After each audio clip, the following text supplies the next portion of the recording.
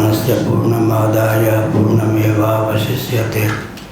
ओम शांति शांति शांति। नामापिते च मधुरं मधुरं स्वरूपं कर्मापिते च मधुरं मधुरा स्मृतिश्च। बुद्धिं प्रबोधय प्रभो मधुबोधशक्तिं विद्यां प्रयच्छ परमां परिभावयामि।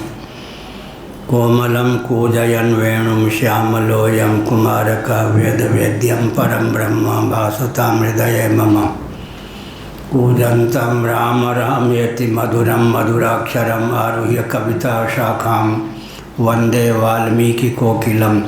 निगमकल्पतरोर्गलितं फलं शुकमुखादमृतद्रवसंयुतं पिबत भागवतं रसमालयं। मुहुरहो रसिका भुवि भावुकाः तृणादपि सुनिचैन तरोरपि सहिष्णुना अमानिना मानदेन कीर्तनीय सदा हरि। नारायणाखिल गुरो भगवन् नमस्ते शिवाय नमः शिवलिंगाय नमः।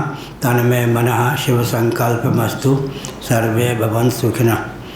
श्री राम जय राम जय जय राम। श्री राम जय राम जय जय राम। धर्म की जय हो, अधर्म का नाश हो, प्राणियों में सद्भावना हो, विश्व का कल्याण हो, गौ माता की जय हो, गौ हत्या बंद हो, भारत अखंड हो। सर्वभूत हृदय धर्म सम्राट स्वामी श्री करपात्री जी महाराज की जय हो। श्री जगन्नाथ महाप्रभु की जय हो। श्री बलभद्र महाप्रभु की जय हो। भगवती सुभद्रा देवी की जय हो। चक्र सुदर्शन महाभाग की जय हो। हर हर महादेव। गोविंद जय जय गोपाल जय जय। गोविंद जय जय गोपाल जय जय। राधा रमण हरि गोविंद जय जय। राधा रमण हरि गोविंद जय जय। श्री कृष्ण गोविंद हरे मुरारे। श्री कृष्ण गोविंद हरे मुरारे। जय नाथ नारायण वासुदेव। जय नाथ नारायण वासुदेव। गोविंद जय जय गोपाल जय जय। गोविंद जय जय गोपाल जय जय। राधा रमण हरि गोविंद जय जय। राधा रमण हरि गोविंद जय जय। हम हिंदू राष्ट्र बनाएंगे, हम हिंदू राष्ट्र बनाएंगे। हम भारत भव्य बनाएंगे, हम भारत भव्य बनाएंगे। वंदे मातरम, वंदे मातरम। हिंदू सर से मान सर तक, हिंदू सर से मान सर तक। कन्याकुमारी से लेकर मानसरोवर पर्यंत हिंदू सर से मान सर तक, हिंदू सर से मान सर तक। भारत बृहद बनाएंगे, भारत बृहद बनाएंगे। स्वस्तिक चिह्नित सूर्य अंकित, स्वस्तिक चिह्नित सूर्य अंकित। केसरिया ध्वज फहराएंगे, केसरिया ध्वज फहराएंगे। केसरिया ध्वज लहराएंगे, केसरिया ध्वज लहराएंगे। वंदे मातरम, वंदे मातरम। हाँ कांतु, कौन सा पृष्ठ है? 250 की आनंदगिरी है। कौन सी पंक्ति? ठीक।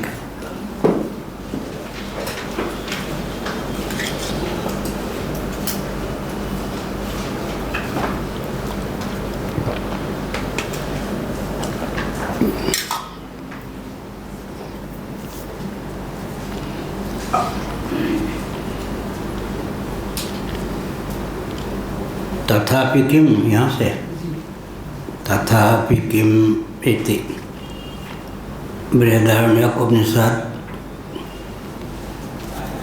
1.4.9 आनंदगिरी टीका 250 पृष्ठ। तथापि किम इति ते ज्ञानान्मुक्तिं सिद्धवत् ब्रुवन्ति इत्याशङ्क्याः यथेति उभयत्र कर्म ब्रह्मणोरिति यावत्।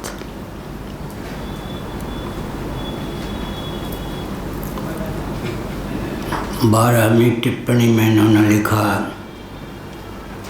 मोक्ष रूप फलम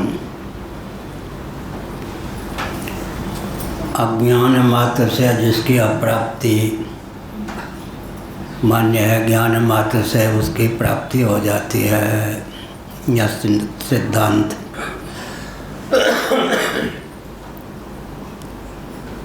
ते ज्ञानान् मुक्तिं सिद्धवत् ब्रुवन्ति इत्याशंक्या। जो कुछ कहा गया उससे भी सार क्या निकला? वे तत्वज्ञ मनीषी जो हैं ज्ञान से मुक्ति सिद्धवत है ऐसा कहते हैं। इसके पीछे आखिर आशय के अभिप्राय क्या है?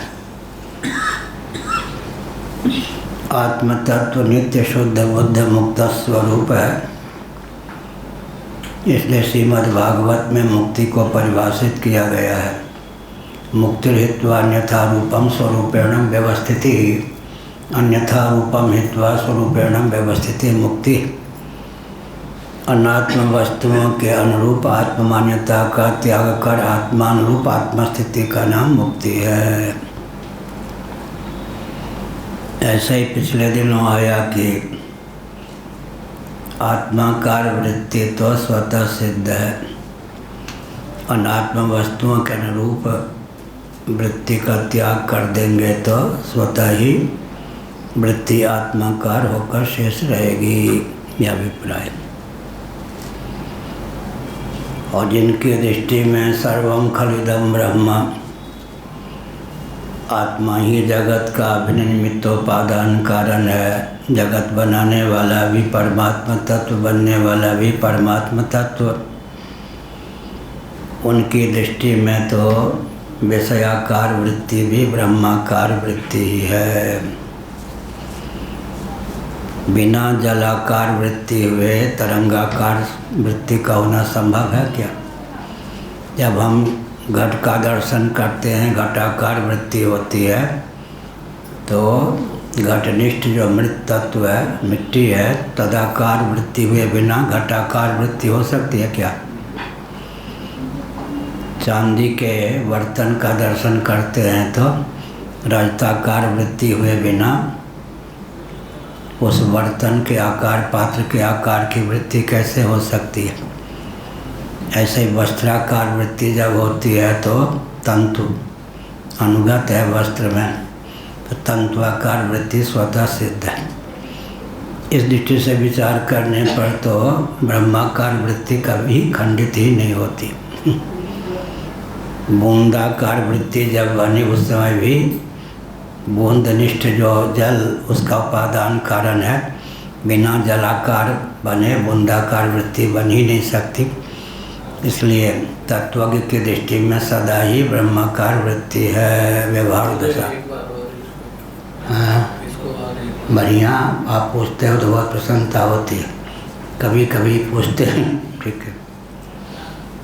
ये जो तांबा है ना, ताम्र पात्र है, लोटा है, ढक्कन है, तो जब मैं ताम्र पात्र का दर्शन करता हूँ तो पात्राकार ही वृत्ति है या ताम्राकार भी है? बिना ताम्राकार वृत्ति हुए पात्राकार वृत्ति हो ही नहीं सकती है। इसलिए इस रहस्य को जानने वाले जो मनीषी हैं, घटाकार, पटाकार, शब्दाकार, स्पर्शाकार, रूपाकार, रसाकार, गंधाकार जब वृत्ति होती है तब भी उसमें अनुगत अस्तिवाद प्रिय आत्माकार वृत्ति होती है। उपादान के आकार की वृत्ति बने बिना उपादेय के आकार की वृत्ति बन ही नहीं सकती। उपादेय का अर्थ होता है उपादान कारण से निर्मित कार्य, यह अभिप्राय। इसलिए वृत्तिम ब्रह्ममयीं कृत्वा, यह और तत्वज्ञ की दृष्टि में तो कभी ब्रह्माकार वृत्ति विखंडित होती ही नहीं। उनकी वृत्ति विषयाकार होने पर भी ब्रह्माकार ही है। जैसे जब घटाकार वृत्ति बनती है तो मृदाकार वृत्ति उसमें अनुगत होती है, क्योंकि घट में मिट्टी अनुगत है, अतः घटाकार वृत्ति में भी मृदाकारता अनुगत है। यह इस दृष्टि से सदा ही समाधि है। तत्व के जीवन में विषयाकार वृत्ति होने पर भी उनकी वृत्ति ब्रह्माकार ही मान्य है। कई उदाहरण मैंने दे दिया। बूंदाकार वृत्ति होने पर भी जलाकार वृत्ति है ही, क्योंकि जल ही बूंद के रूप में परिलक्षित है। तो बूंदाकार वृत्ति तब तक हो ही नहीं सकती है जब तक जलाकार न हो जाए। इसलिए विषयाकार वृत्ति के समय भी ब्रह्माकार वृत्ति विखंडित नहीं होती। कहो चैतन्य जी, नाराज तो नहीं होते? अच्छा, पुनः के जिस प्रकार बूंदाकार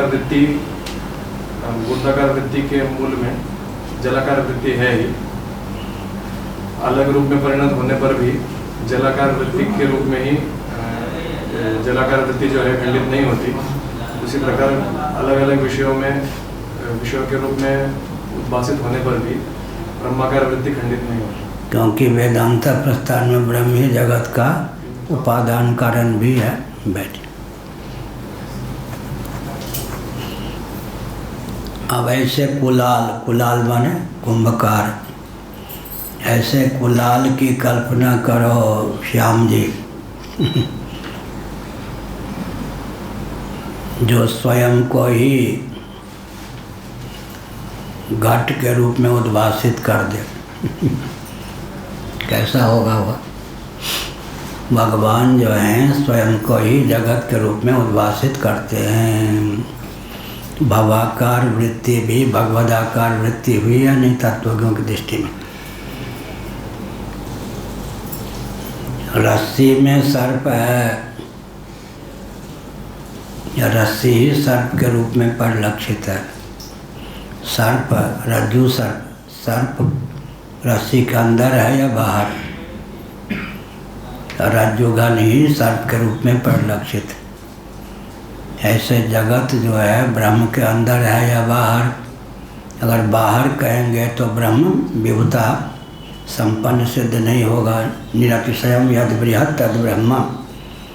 और अंदर कहेंगे तो ब्रह्मपोला सिद्ध होगा, जैसे बिल में चूहा या सर्प।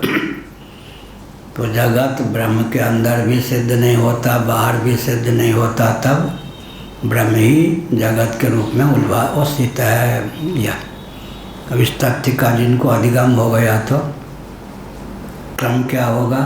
जगत चिदाश्रित है, जगत चिद विलास है, जगत चिन्मय है, जगत चिन्ह मात्र है। इस क्रम से आरोहक क्रम से विचार करना चाहिए। पहले क्या कहेंगे? जगत चिदाश्रित है, चित्त तत्व के समाश्रित है। चित्त माने ज्ञान स्वरूप आत्म तत्व। फिर जगत चिद विलास है। तुलसीदास जी ने विनय पत्रिका में लिखा, संपूर्णानंद जी का ग्रंथ है चिद विलास। डॉक्टर संपूर्णानंद का एक ग्रंथ है चिद विलास। तुलसीदास ने लिखा है, तुलसीदास जग चिद विलास को बूझत बूझत बूझे। को माने इस तथ्य के मर्मज्ञ सब नहीं होते, बिरले ही होते। बिरले बिरले पाइये माया त्यागी संत। तुलसीदास जग चिद विलास को बिरले व्यक्ति एकाएक नहीं, बूझत बूझत बूझे। 3 बार बूझने शब्द का प्रयोग किया। बूझना अवधि भी है, मैथिली भी। बूझे छी कि नहीं, बूझते हो या नहीं, हिंदी में भी चल जाते, अवधि में भी, मैथिली में भी। कौ माने कोई, बूझते बूझते बूझता है माने एकाएक नहीं। जगत को पहले भूतों का विलास, पंचभूतों का, फिर प्रकृति का विलास, फिर अंत में परमात्मा या ब्रह्म का विलास। जगत भूतों का विलास है, फिर प्रकृति का विलास है, फिर ब्रह्म का विलास है। तुलसीदास जगचित विलास को बूझत बूझत बूझे। तथापि किमिति ते ज्ञानान् मुक्तिम सिद्धवत ब्रुवन्ति।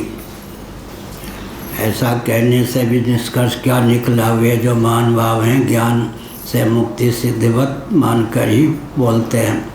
इत्याशंक्या यथेति कहकर तथ्य को प्रतिपादित किया भाष्यकार ने। यथा भाष्य की तीसरी पंक्ति का अंतिम शब्द यथा कर्म विषय फल प्राप्ति ध्रुवम कर्मभ्यो मन्यन्ते तथा ब्रह्म विद्याया सर्वात्मभाव फल प्राप्ति ध्रुवमेव मन्यन्ते। जो वेदज्ञ मनीषी हैं वो इस तथ्य को जानते हैं कि प्रमाणांतर से अनधिगत और अबाधित अर्थ के प्रतिपादक वेदादि शास्त्र होते हैं, तभी उनकी स्वविषय में प्रामाणिकता होती है। कल हमने बताया कि वार से थोड़ा दूर कोई आने में व्यवधान न हो। हिंदी जानते होंगे तो क्या कह रहे थे कि वार आ गया बीच में। हाँ, तो भूतों का विलास जगत, उसके बाद प्रकृति का विलास जगत है, उसके बाद ब्रह्म का विलास जगत है। जगत चिदाश्रित है, चिद विलास है, फिर चिन्मय है, फिर चिन्ह मात्र है। इस क्रम से समझना चाहिए। जगत चिदाश्रित है, चित तत्व, भगवत तत्व, ब्रह्म तत्व, आत्म तत्व के समाश्रित है। फिर चिद विलास है, फिर चिन्मय है, फिर मयट प्रत्यय का प्रयोग प्राचुर्यार्थक, विकारार्थक, तन्मात्रार्थक होता है। व्याकरण के अनुसार मयट प्रत्यय का जो प्रयोग होता है विकारार्थक, प्राचुर्यार्थक, तन्मात्रार्थक होता है। जगत चिन्ह मात्र है, जगत चिदाश्रित है, चिद्विलास है, चिन्मय है, चिन्ह मात्र है। तद्वत् देहोपि चिन्मय अपरोक्षानुभूति नामक ग्रंथ है। भगवत पाद शिवावतार शंकराचार्य महाभाग के द्वारा विरचित। हमने किसी ग्रंथ में लिखा है, अधिकांश उसमें जो श्लोक हैं ज्यों के त्यों उपनिषद के ही प्राप्त हैं। अपरोक्षानुभूति में 80% वचन तो उपनिषद में पहले से ही प्राप्त हैं, शंकराचार्य ने केवल समुद्रित किया। तद्वत् देहोपि चिन्मय उदाहरण दिया भगवत पाद शंकराचार्य महाभाग ने। जिस प्रकार घट मृण्मय है, ताम्र पात्र ताम्रमय है, रजत पात्र रजतमय है, वैसे ही हमारा आपका शरीर भी चिन्मय है। चिदानंदमय देह तुम्हारी, विगत विकार जान अधिकारी। तो भगवान के ये शरीर की ही बात नहीं, हमारे आपके शरीर भी पंचभूतों के द्वार से सही शरीर भी चिन्मय है। तद्वत् देहोपि चिन्मय, पंचभूत भी चिन्मय ही है, प्रकृति भी चिन्मयी ही है। चिन्मयी आई है नहीं, प्रकृति भी चिन्मयी ही है, पंचभूत भी चिन्मय ही है और देह भी चिन्मय ही है। इस राशि को जो जानता है, महायज्ञश्च यज्ञश्च ब्राह्मीयम क्रियते तनु मनुस्मृति। यज्ञों के द्वारा, महायज्ञों के द्वारा, अंगन्यास के द्वारा, करन्यास के द्वारा, भूशुद्धि के द्वारा, भगवान नामामृत सेवन के द्वारा, भगवान की रूप माधुरी का चिंतन करने पर, भगवत लीला का चिंतन करने पर, भगवत धाम में निवास करने पर, हृदय को भगवत धाम समझने पर सब कुछ भगवत रूपता को प्राप्त हो जाए, अर्थात भगवत रूपता की अनुभूति हो जाती है। सब कुछ भगवान ही। ज्ञान से, अज्ञान मात्र से जिसकी अप्राप्ति है, ज्ञान मात्र से उसकी प्राप्ति हो जाती है। कल भी हमने कहा विस्मृत कंठाभरणवत भागवत का उदाहरण यथेति कहकर बताया। भगवान यथा कर्म विषय, अब अगर वेदों को प्रमाण मानते हैं तो वेदों के अपूर्व प्रतिपाद्य धर्म और ब्रह्म ही सिद्ध होते हैं। धर्म को ही कर्म भी कहते हैं। कर्म का नाम ही धर्म हो जाता है। वेदों के अपूर्व प्रतिपाद्य कौन है? धर्म और ब्रह्म। अपूर्व का अर्थ क्या हुआ? प्रमाणांतर सनधिगत और अबाधित। इसलिए पूर्व मीमांसा का प्रारंभ अथा तो धर्म जिज्ञासा इस सूत्र से हुआ है। उत्तर मीमांसा का प्रारंभ अथा तो ब्रह्म जिज्ञासा इस सूत्र से हुआ है। जिसके जीवन में धर्मनिष्ठा नहीं, भगवत भक्ति रूपा ब्रह्मनिष्ठा नहीं, प्रामाणिक रीति से विचार करने पर उसका जीवन सार्थक है ही नहीं, जीवन निरर्थक है, व्यर्थ है। यह धर्म और ब्रह्म यह हुआ। जैसे कि कर्म को लेकर वेदांत शास्त्री प्रमाण किम अकर्मेति कवयोप्यत्र मोहितः। कवि का अर्थ है कविक्रांतदर्शी सर्वदृक्। ईशावास्योपनिषद में भगवान का नाम कवि, शंकराचार्य ने लिखा कविक्रांतदर्शी सर्वदृक्। जो क्रांतदर्शी हों, सर्वद्रष्टा हों, उन्हीं का नाम कवि है। कवि कौन? निराला जी। मैं ढूंढता तुझे था जब कुंज और वन में, तू खोजता मुझे था तब दीन के वतन में। निराला जी। मैं ढूंढता तुझे था जब कुंज और वन में, भगवान मिल जाएंगे कुंज में वन में। आप भी मुझे ढूंढने के चले कि मेरा भक्त कोई दीन दरिद्र का दुख दूर करने के लिए, आंसू पोंछने के लिए उसके दरवाजे पर खड़ा होगा। मुझसे यह भूल हुई कि मैं वन में गया ढूंढने और आप भी मुझे ढूंढने आए तो गरीबों के दरवाजे पर। मैं ढूंढता तुझे था जब कुंज और वन में, तू खोजता मुझे था तब दीन के वतन में। किसने कहा? निराला जी ने। अवस्थित है, कानिकुब्ज थे, उन्नाव जिला के थे। कलकत्ता का प्रभाव था, बंगाल का उनके वचन पर, वाणी पर, आहार पर भी प्रभाव था। उभयत्र कर्म ब्रह्मणो इति यावत्। जैसे कर्म को लेकर वेदादि शास्त्र प्रमाण, वैसे ब्रह्म को लेकर भी वेदादि शास्त्र की प्रामाणिकता है।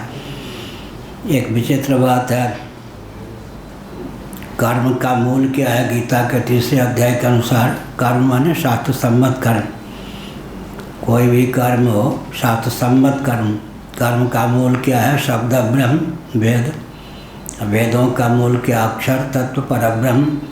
अक्षर से शब्द ब्रह्म और शब्द ब्रह्म से कर्म की सिद्धि होती है। कर्म को जब कर्ता अधोमुख कर देता है, कर्म का पर्यवसान पुनर्भव में होता है। यज्ञात भवति पर्जन्य, ये सब दार्शनिक धरातल पर। कर्म को अगर ऊर्ध्वमुख कर देता है, यतः प्रवृत्तिर्भूतानां येन सर्वविदं ततं स्वकर्मणा तम अभ्यर्च्य सिद्धिं विन्दति मानवः। कर्म को ऊर्ध्वमुख कर देंगे तो कर्म को ब्रह्म तक पहुँचने में कौन सी घाटी प्राप्त होगी? केवल शब्द ब्रह्म की। क्या? और शब्द ब्रह्म के बारे में क्या कहा गीता में? जिज्ञासुरपि योगस्य शब्द ब्रह्माति वर्तते। बहुत बढ़िया। योग का जिज्ञास भी शब्द ब्रह्म का अतिक्रमण कर जाता है। गीता 6 अध्याय पढ़ें, 3 अध्याय पढ़ें। जिज्ञासुरपि योगस्य शब्द ब्रह्माति वर्तते। योग माने भगवत तत्व, परमात्मा तत्व। योग, सबको जिसका योग प्राप्त है वही हो गया योग। कोई भी जिससे युक्त नहीं है वही हो गया युक्त, उसी का नाम हो गया योग। योग माने परमात्मा। जिज्ञासुरपि योगस्य, योग का जिज्ञासु भी शब्द ब्रह्माति वर्तते। ब्रह्मसूत्र में आएगा देवादिवदपि लोके। यहाँ लोक शब्द बहुत मार्मिक है। देवादिवदपि लोके। लोके माने लोक शब्द है ना, उसके पहले आ लगा देंगे तो क्या बनेगा? आलोक। आलोक का अर्थ क्या होगा? प्रकाश। प्रकाश का अर्थ क्या होगा? ज्ञान।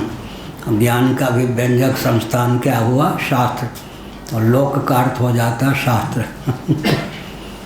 देवादिवदपि लोके, लोके ब्रह्मसूत्र में आएगा, आ चुका है पहले, पाठ की दृष्टि से आएगा। अब लोक का अर्थ हो गया शब्द शास्त्र कैसे माने, लोक के पहले आ जोड़ दीजिए आलोक, आलोक का अर्थ कर दीजिए प्रकाश ज्ञान। प्रकाश ज्ञान की लक्षणा किसमें हो गई, शास्त्र में, वेदादि शास्त्रों के द्वारा ही आलोक ज्ञान प्राप्त होगा।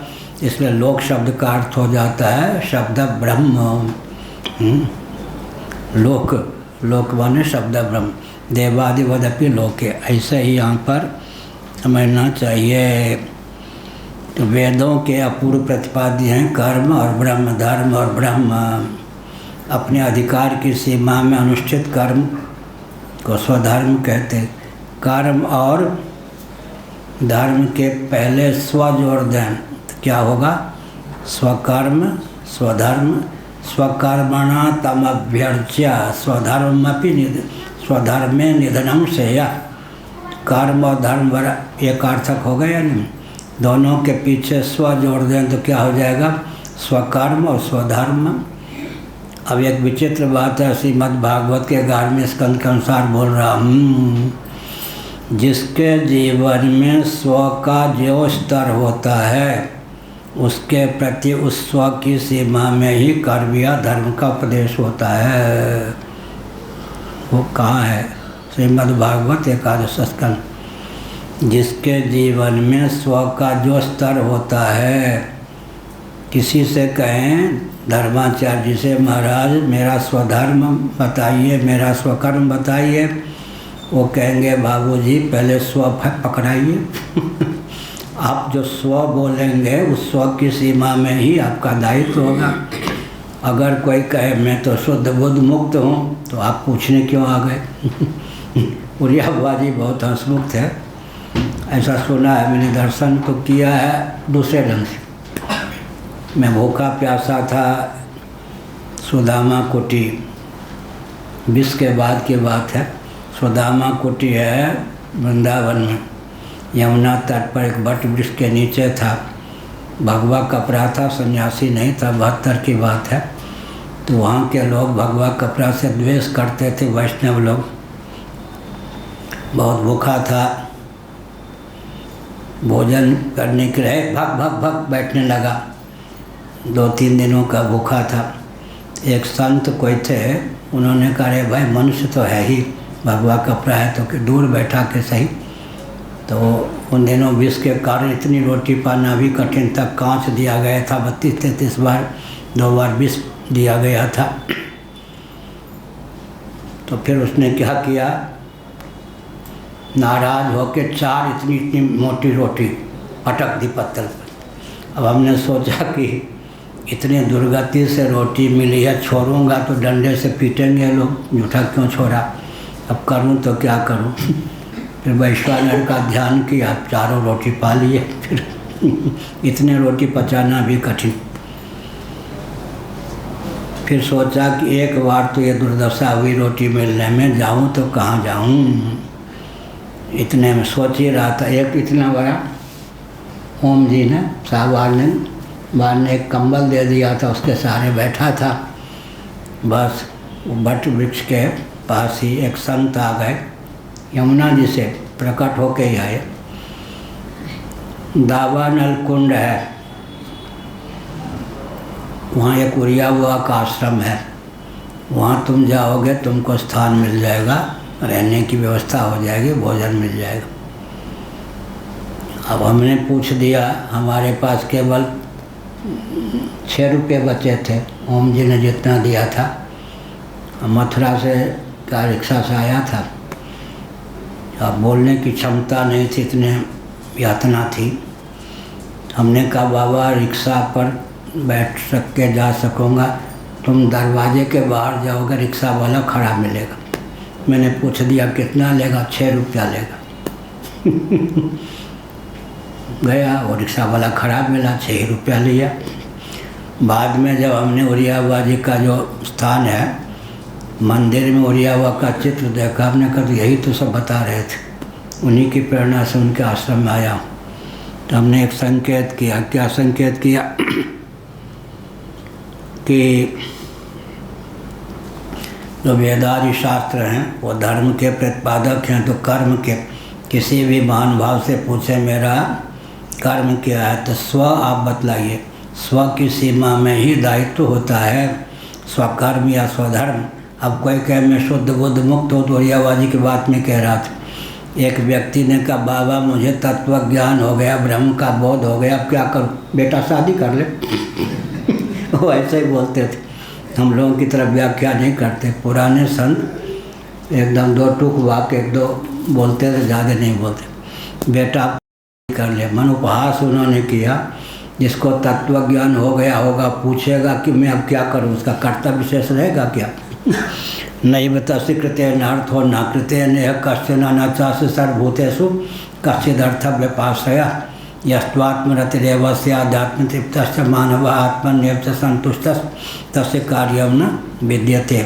यही वितर्जित सर्गो येषां साम्य स्थितं मनः निर्दोषं समं ब्रह्म तस्मात् ब्रह्मणि ते स्थिताः। गीता 5वां अध्याय। यही कहा। तो धर्म और ब्रह्म ही वेद के प्रतिपाद्य हैं। तो धर्म का ज्ञान भी वेदों के द्वारा ही होगा, वेद उपलक्षण वेदादि शास्त्रों के द्वारा, और ब्रह्म का ज्ञान भी वेदादि शास्त्रों के द्वारा। इसलिए वैदिक समधिगम्य है धर्म और ब्रह्म। अब कहें कि इस रॉकेट, कंप्यूटर, एटम, मोबाइल के युग में धर्म और ब्रह्म की क्या उपयोगिता?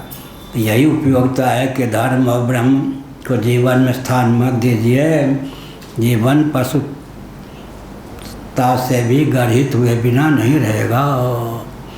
विश्व में जहाँ कहीं कोई चमत्कृति है, वेदादि शास्त्र सम्मत कर्म कांड, उपासना कांड, ज्ञान कांड के कारण ही है। अगर वेदादि शास्त्र सम्मत कर्म कांड, उपासना कांड, ज्ञान कांड को न माने तो नरक और नरकी प्राणियों का समुदाय ही विश्व सिद्ध होगा। अब आधुनिक व्यक्ति अगर कहें बार बार शास्त्र की चर्चा करते हैं, क्यों करते हैं? इसका उत्तर क्या देंगे? जितने भौतिकवादी होते हैं चेतना विशिष्ट शरीर को आत्मा मानते हैं, अर्थात इंद्रियात्मवादी होते हैं। ठीक हुआ? और इंद्रियों की गति केवल वर्तमान तक होती है। इसलिए भौतिकवादी जितने होते हैं त्रिकालज्ञ नहीं होते, और कालातीत परमात्मा में या व्याप्तिता आदि में उनकी गति नहीं होती। भौतिकवादियों की पोल पट्टी क्या है चैतन्य जी? पोल पट्टी खोलो। भगवान जितने भी भौतिकवादी होते हैं वे शरीर को ही आत्मा मानते हैं, और इसके कारण उनकी गति केवल वर्तमान में ही होती है, क्योंकि इंद्रियों की गति भी वर्तमान तक ही होती है। इस कारण से वे त्रिकालज्ञ नहीं होते, और भूत और भविष्य के बारे में उनको ज्ञान नहीं होता। बैठिए। जितने भौतिकवादी होते हैं चेतना विशिष्ट शरीर को ही आत्मा मानते हैं, अर्थात वे इंद्रियाराम होते हैं, इंद्रियात्मवादी होते हैं, और इंद्रियों की गति केवल वर्तमान तक सीमित है, जबकि मन की गति भूत भविष्यत वर्तमान तीनों कालों में है। यही कारण है कि तैत्तिरीय उपनिषद में मनोनिष्ठ वेदादि शास्त्रों को माना गया, क्योंकि लक्षण साम्य से वस्तु साम्य। हमारे आपके जीवन में वेदादि शास्त्र कहाँ प्रतिष्ठित होंगे? जो कुछ कालगर्भित पदार्थ हैं और कालातीत पदार्थ हैं, सबके उद्भाषक कौन हैं? वेदादि शास्त्र। कहाँ लिखा है? मनुस्मृति और मांडूक्य उपनिषद में भूतम भव्यम भविष्यं च सर्वम वेदात् प्रसिद्ध्यति। मनु जी ने क्या लिखा? भूतम भव्यम भविष्यं च सर्वम वेदात् प्रसिद्ध्यति। और मांडूक्य उपनिषद ने क्या कहा? यच्च त्रिकालातीतम तदप्योंकार एव। जो कुछ कालगर्भित और कालातीत तत्व हैं उनका अधिगम वेदादि शास्त्रों के द्वारा ही हो सकता है। मन की गति भी तीनों कालों में है, कालातीत परमात्मा में है। यही कारण है कि हमारे आपके जीवन में वेदादि शास्त्र मनोनिष्ठ ही हैं, मनोगत ही वेदादि शास्त्र होते हैं। वेदादि शास्त्र जो हैं वो मन में जाकर ही समाहित होते हैं। यह अर्थ। तो जैसे धर्म का विज्ञान नारायण हमारे पूर्वाचार्य थे, आयु के कारण कभी कमर ऐसे हो जाए, कभी ऐसे हो जाए। माइक लगाने वाला कितना खराब है, देखो ठीक से नहीं लगाता। अब कौन कहे कि कमर टेढ़ी हो जाती है तो माइक लगाने वाले के फिर खूब दुरुस्ता करते। अब हम लोग हंसते रहते, मन ही मन जोर से बोले तो डांटे ही पड़ जाए। कितना देखो ना, इधर करना इधर करना। अब कौन कहे कि आपका शरीर ऐसे हो जाता तो माइक का क्या दोष है। यही हुआ। अब बढ़िया खंडाई में विनोदी थे। माइक, माया से माइक, ये माइक है, ये धीरे से बोलो तो अभी सब जगह फैला देगा या नहीं। इसलिए माइक जो है, माइक कहना चाहिए। माइक माने माइक, माया का कार्य है माइक। इसमें माया हम लोग बोलें तो लाखों व्यक्ति तक यंत्र के माध्यम से आवाज़ जा सकती है। तो खंडाई में कहते हैं माइक नाम ठीक रखना है। माइक ये नहीं, ई माइक है यह। तो धर्म और ब्रह्म दोनों के प्रतिपादक, कर्म और ब्रह्म दोनों के प्रतिपादक वेदादि शास्त्र हैं। इसलिए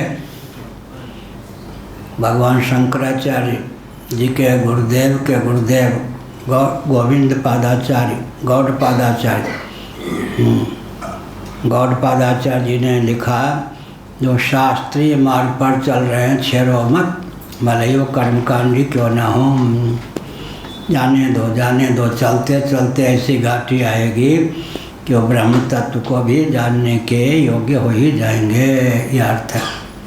इसी प्रकार से उभयत्र, जैसे कर्म के प्रतिपादन में वेदादि शास्त्रों का अद्वितीय प्रामाण्य है, ऐसे ही ब्रह्म के प्रतिपादन में भी वेदादि शास्त्रों का अद्वितीय प्रामाण्य है। तो मैंने क्या कहा था पहले, कर्म ब्रह्मोद्भवम विधि। ब्रह्म का अर्थ क्या हो गया, शब्द ब्रह्म।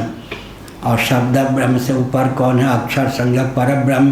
कर्म को ऊर्ध्वमुख कर देंगे तो कर्म और ब्रह्म के बीच में कौन सी घाटी, केवल वेद की घाटी आएगी। लेकिन उसमें भी विष्णु पुराण के अनुसार विचार करें तो वेदों में 80% कर्मकांड परक वचन है, 16% उपासना कांड परक वचन है, 4% ज्ञान कांड परक वचन है,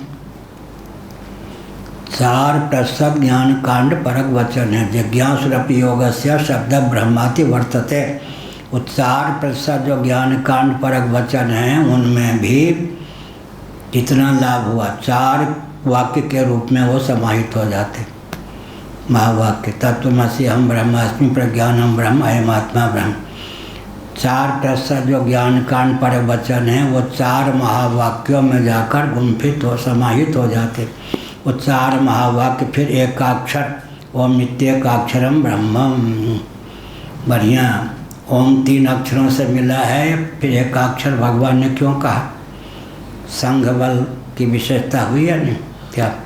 अ उ म 3 अक्षरों के सन्निवेश से ओम की सिद्धि हुई। फिर गीता के 8वें अध्याय में भगवान ने क्यों कह दिया ओम इत्येकाक्षरम ब्रह्म। गणितज्ञ भगवान नहीं थे क्या, भगवान गणितज्ञ न होते तो सृष्टि की रचना कैसे करते। आकाश के बाद वायु ही क्यों, वायु के बाद अग्नि ही क्यों, अग्नि के बाद जल ही क्यों, जल के बाद पृथ्वी ही क्यों, अव्यक्त के बाद आकाश ही क्यों। भगवान गणितज्ञ हैं। फिर क्या हुआ,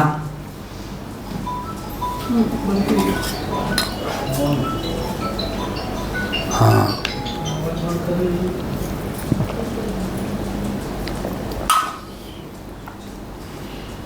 तो यह हुआ।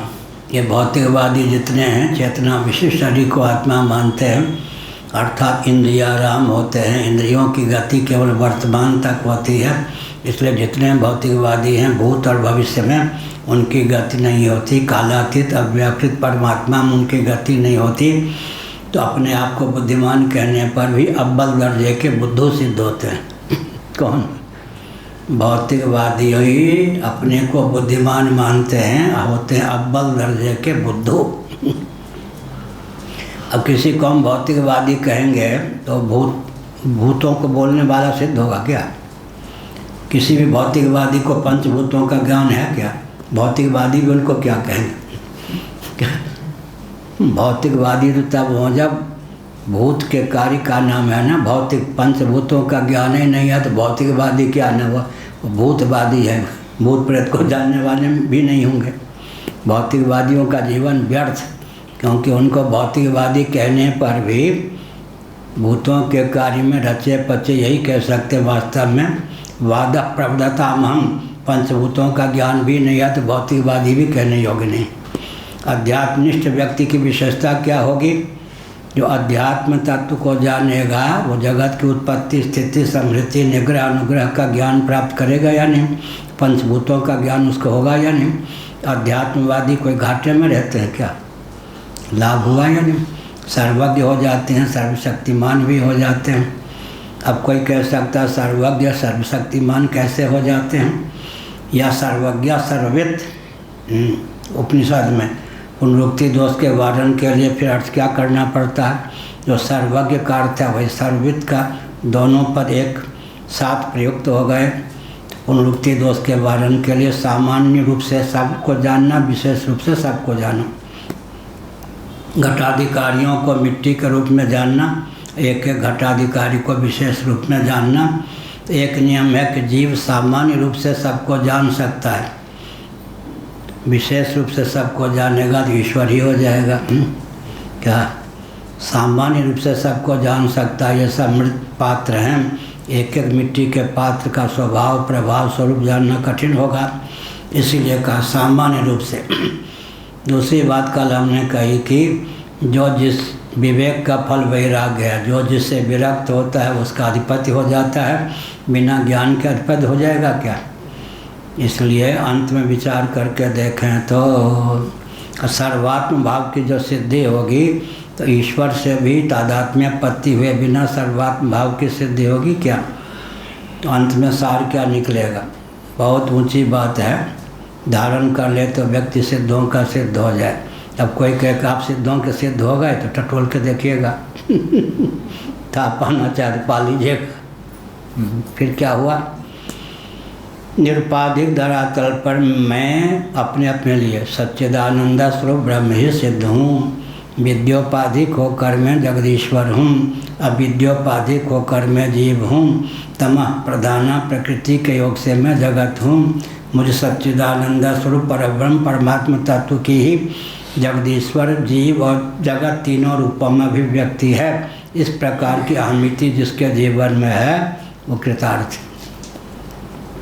अब ईश्वर से भी तादात्म्यपत्ति नहीं होगी तो सर्वज्ञ कैसे होगा? सर्वम खलिदम ब्रह्म सा सर्वविद भवति कैसे होगा? इसलिए महाभारत में से आए हैं। हाँ, महाभारत में भीष्म पितामह और भगवान श्री कृष्ण के लिए बोलते वो सभी के जन्म के बारे में जानते थे। कहा सभी के शिखंडी आदि ये कर्ण आदि सभी के जन्म के जो रहस्यमय जन्म जिनका हुआ है लगभग सभी के जन्म के बारे में दोनों जानते थे। मन की बात जानते थे, सभी के जन्म की बात जानते थे, सबके जन्म की बात। हाँ, भगवान कृष्ण जैसे जानते थे इनका जन्म का रहस्य क्या है, इसका जन्म का रहस्य क्या है, जरासंध आदि का भी रहस्य जानते थे। फिर भीष्म पितामह भी तो दोनों क्या अवतार कोटि के माने जाते? भीष्म पितामह कौन थे? 8 वसुओं में वशिष्ठ जी ने जिस वसु का वशिष्ठ जी की नंदिनी का अपहरण किया था, जिस वसु ने उसको शाप दे दिया, किसने? वशिष्ठ जी ने। वो वशिष्ठ जी के द्वारा शापित वसु ही भीष्म हुए। भीष्म जी का मौलिक स्वरूप क्या है? वशिष्ठ जी के नंदिनी थी ना, उसके अपहरण जिसने किया था, उस अष्ट वसु में एक वसु को अवतार शाप दे दिया वशिष्ठ जी ने। उस वसु के अवतार का ही नाम है भीष्म जी।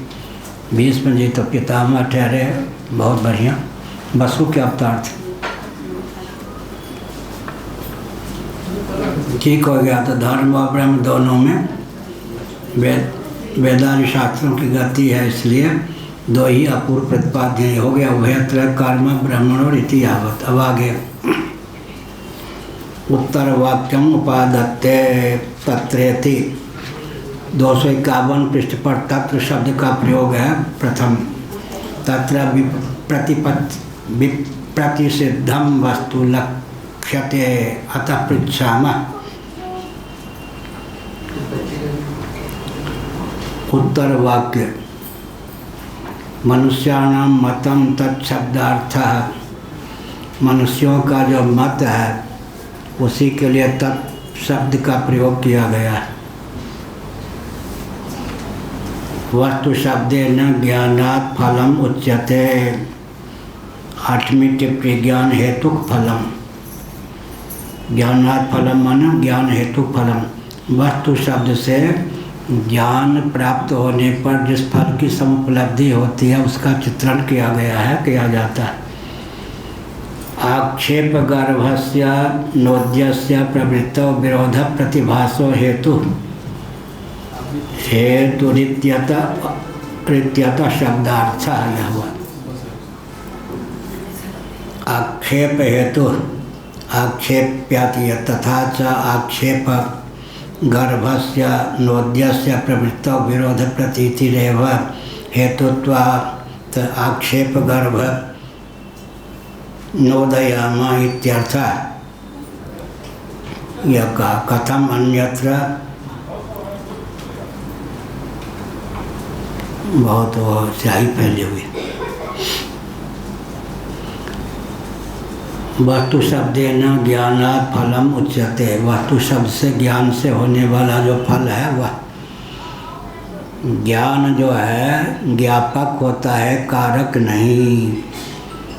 ज्ञान ज्ञापक होता है, कारक नहीं होता है। लेकिन यहाँ तो ज्ञान मात्र से काम चल जाता है, क्योंकि अज्ञान मात्र से ही आत्म तत्व की ब्रह्मरूपता तिरोहित है। ज्ञान मात्र से ही कृतार्थता संभव है।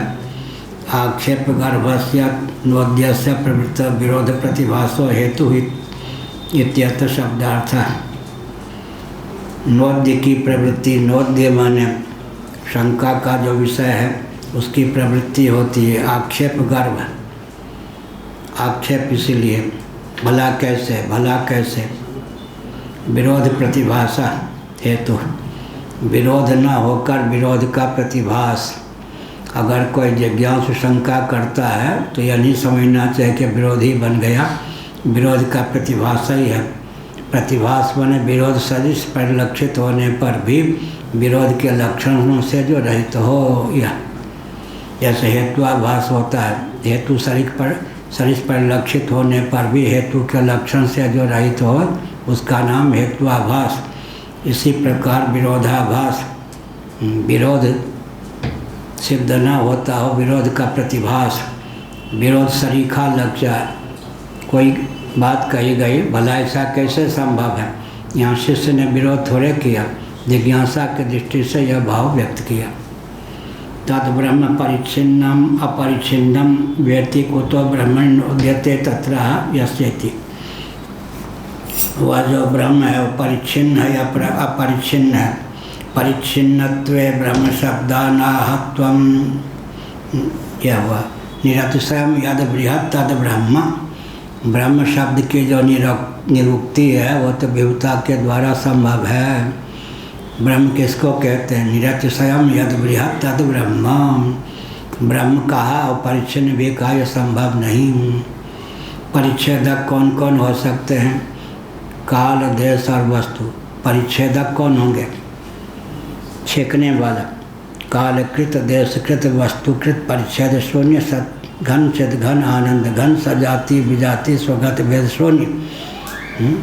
सजाति विजाति स्वगत भेद शून्य देशकृत कालकृत वस्तुकृत परिच्छेद विनित मुक्त सद घन चिद घन आनंद घन ब्रह्म है। काल परिच्छेदक होगा माने जो अनित्य हो जाएगा तो काल गर्भित हो गया। जो विभु नहीं होगा और देश परिच्छेद से युक्त होगा, और जो सर्वरूप नहीं होगा वस्तुकृत परिच्छेद से युक्त होगा। ब्रह्म नित्य होता हुआ विभु है, विभु होता हुआ सर्वोपादान सर्वाधिष्ठान सर्वरूप है। ऊपर से लेंगे तो जो वस्तुकृत परिच्छेद शून्य होता है वह देशकृत और कालकृत परिच्छेद शून्य होता ही है। और वैशेषिक दर्शन के अनुसार जो वह देशकृत परिच्छेद शून्य होता है वो कालकृत परिच्छेद शून्य होता ही है।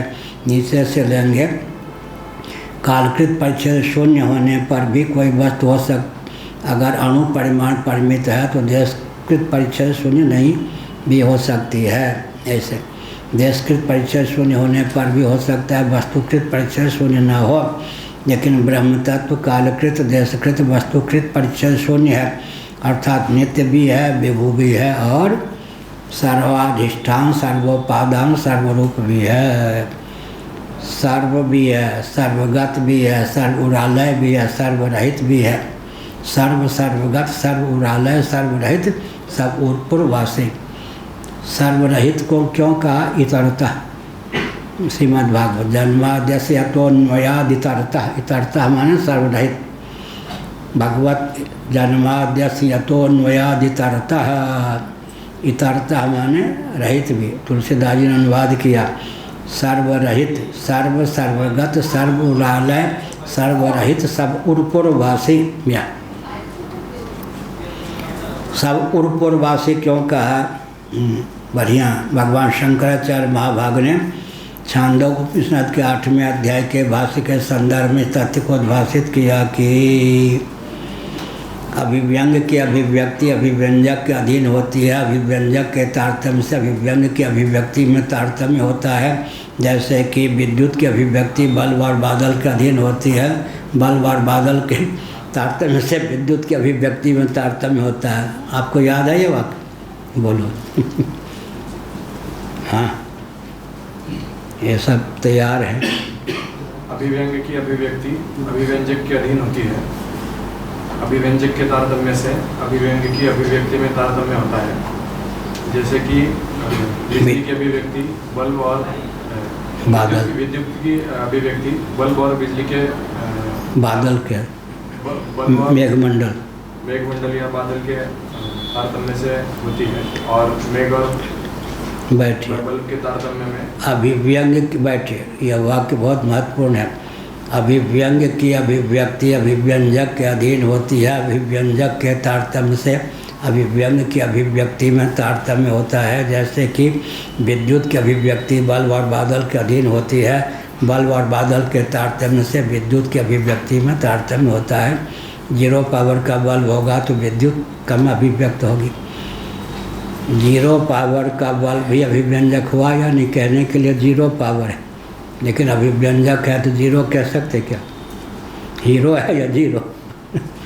0 पावर का बल्ब है, लेकिन विद्युत का अभिव्यंजक भी है, तो 0 यहाँ पर केवल 0 कह देने से 0 सिद्ध हो गया क्या?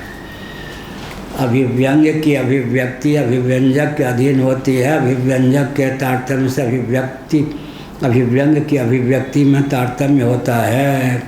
जैसे कि विद्युत की अभिव्यक्ति बल्ब और बादल के अधीन होती है। बल्ब और बादल के तारतम्य से विद्युत की अभिव्यक्ति में तारतम्य होता है। अभिव्यंजक संस्थान के योग से अभिव्यंग में विविधता परिलक्षित होती है, विविध अर्थक क्रियाकारिता परिलक्षित होती है। जैसे कि वर्षा का जल हुआ, गन्ने के माध्यम से कितना मीठा हो जाएगा? जितना मीठा उससे अधिक होगा या नहीं? मिर्च और नीम गिलोय आदि के योग से विविध रस के रूप में परिणत हो जाएगा या नहीं? इसीलिए अभिव्यंजक संस्थान में भेद हुआ। अभिव्यंगित ये जो जल है, वर्षा का जल तो एक ही है, और सीपी में पड़ जाए तो स्वाति नक्षत्र का जल बिंदु क्या हो जाए? मोती हो जाए। कहीं पद्म पद पर पद्म कमल पत्ते पर पड़ जाए तो मोती के सदृश दिखाई पड़े। और कहीं पर क्या हो जाए? इसलिए कहा अभिव्यंग की अभिव्यक्ति अभिव्यंजक के अधीन होती है। अभिव्यंजक के तारतम्य से अभिव्यंग की अभिव्यक्ति में तारतम्य होता है। जैसे कि विद्युत की अभिव्यक्ति बल्ब और बादल के अधीन होती है। बल्ब और बादल के तारतम्य से विद्युत की अभिव्यक्ति में तारतम्य होता है। अतः अभिव्यंजक संस्थान पर भी क्या कह रहा था मैं, यह जो अंत हृदय है, इसका महत्व क्या है? हृदय का अर्थ परमात्मा है, हृदय का अर्थ अंतःकरण है, हृदय का अर्थ पुंडरीका का रक्त मांसपिंड है, तीनों। हृदय का अर्थ क्या क्या हुआ? प्रसंगानुसार हृदय का अर्थ परमात्मा, हृदय का अर्थ सार। इस वस्तु का हृदय क्या है? वहाँ पर सार, परमात्मा तत्व सार तत्व का नाम हृदय है। अभिव्यंजक संस्थान पुंडरीकाकार, पुंडरीक माने कमल, पुंडरीकाकार रक्त मांस पिंड गत जो सुशिर या छिद्र है, अवकाशप्रद होने के कारण आकाश को आकाश कहते हैं। पुंडरीकाकार रक्त मांस पिंडगत जो सुशिर या छिद्र है, उसमें वह क्षमता है कि अंतःकरण को व्यक्त करे। अंतःकरण में वो क्षमता है कि परमात्मा तत्व को प्रत्यगात्मा के रूप में व्यक्त कर दे। हुआ ना। सब घट बेरो साइया सोनो सेज न कोई बलिहारी, वा घट की जा घट पर घट होय। या एक सामान्य रूप से तो चित्त सामान्य सब जगह है, लेकिन उसे विशेष रूप से व्यक्त करने की क्षमता किसमें होगी? अभिव्यंजक संस्थान में। अभिव्यंजक संस्थान की विशेषता हुई या नहीं? स्वभावच्छिन्न भी तो चैतन्य है न। कल का था मुर्दा में भी चींटी कहीं घुस गए, वो भी बहुत चतुर होती सिलवान को भी निर्लज बना दे चींटी खुजली न होने पर भी खुजली हो जाए, वो विचित्र ही है, वो यमराज के दूत ही है क्या कहा हमने? अभिव्यंग की अभिव्यक्ति अभिव्यंजक के अधीन होती है। अभिव्यंजक के तारतम्य से अभिव्यंग की अभिव्यक्ति में तारतम्य होता है। जैसे कि विद्युत की अभिव्यक्ति बल्ब और बादल के अधीन होती है, बल्ब और बादल के तारतम्य से विद्युत की अभिव्यक्ति में तारतम्य होता है। पुंडरीकाकार रक्त मांस पिंड का नाम हृदय है। उसमें जो सुशिर माने छिद्र है, उसमें अंतःकरण को अभिव्यक्त करने की क्षमता है। और अंतःकरण में वो क्षमता है कि परमात्मा तत्व को प्रत्यगात्मा के रूप में व्यक्त कर दे। इसीलिए विशेषता हो गई। मनुष्याणां मतम तत्शब्दार्थः वस्तु शब्देन ज्ञानात् फलम उच्यते। ज्ञान से मिलने वाला फल, ज्ञान जो है उत्पादक नहीं होता, यथावत ज्ञापक होता है। लेकिन अज्ञान मात्र से जिसकी अप्राप्ति मान्य है, ज्ञान मात्र से उसकी प्राप्ति हो जाती है। विस्मृत कंठाभरणवत् आक्षेप गर्भस्य नोद्यस्य प्रवृत्तो विरोध प्रतिभासो हेतु इत्यतः शब्दार्थ। आक्षेप गर्भ हो गया। 9वीं टिप्पणी।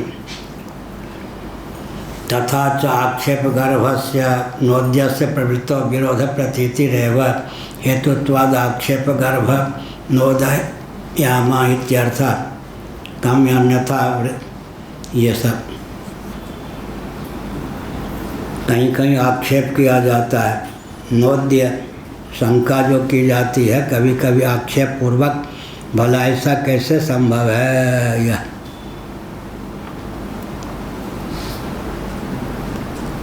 विरोध प्रतिभासो हेतु, विरोध तो नहीं है लेकिन विरोध का प्रतिभास।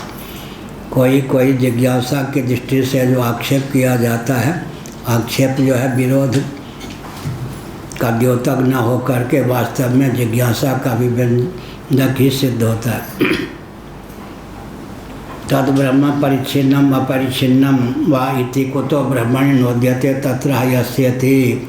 इस पर कहा यस्य भाष्य में, यस्य विज्ञानात् सर्वं भविष्यन्तः। ये 251 पृष्ठ पहली पंक्ति। किम तद ब्रह्म यस्य विज्ञानात् सर्वं भविष्यन्तः मनुष्याः मन्यन्ते। जिस विज्ञान से सब कुछ हो जाता है व्यक्ति, एक के विज्ञान से सबका विज्ञान हो जाता है, एक के विज्ञान से सर्वरूपता की सिद्धि हो जाती है। तस्मिन् विज्ञाते सर्वमिदं विज्ञातं भवति। एकस्मिन् विज्ञाते सर्वमिदं विज्ञातं भवति। वो कौन है? ब्रह्म तत्व। एक को जाना सबको जान लिया, एक को जाना सबको जान लिया, सामान्य रूप से या विशेष रूप से।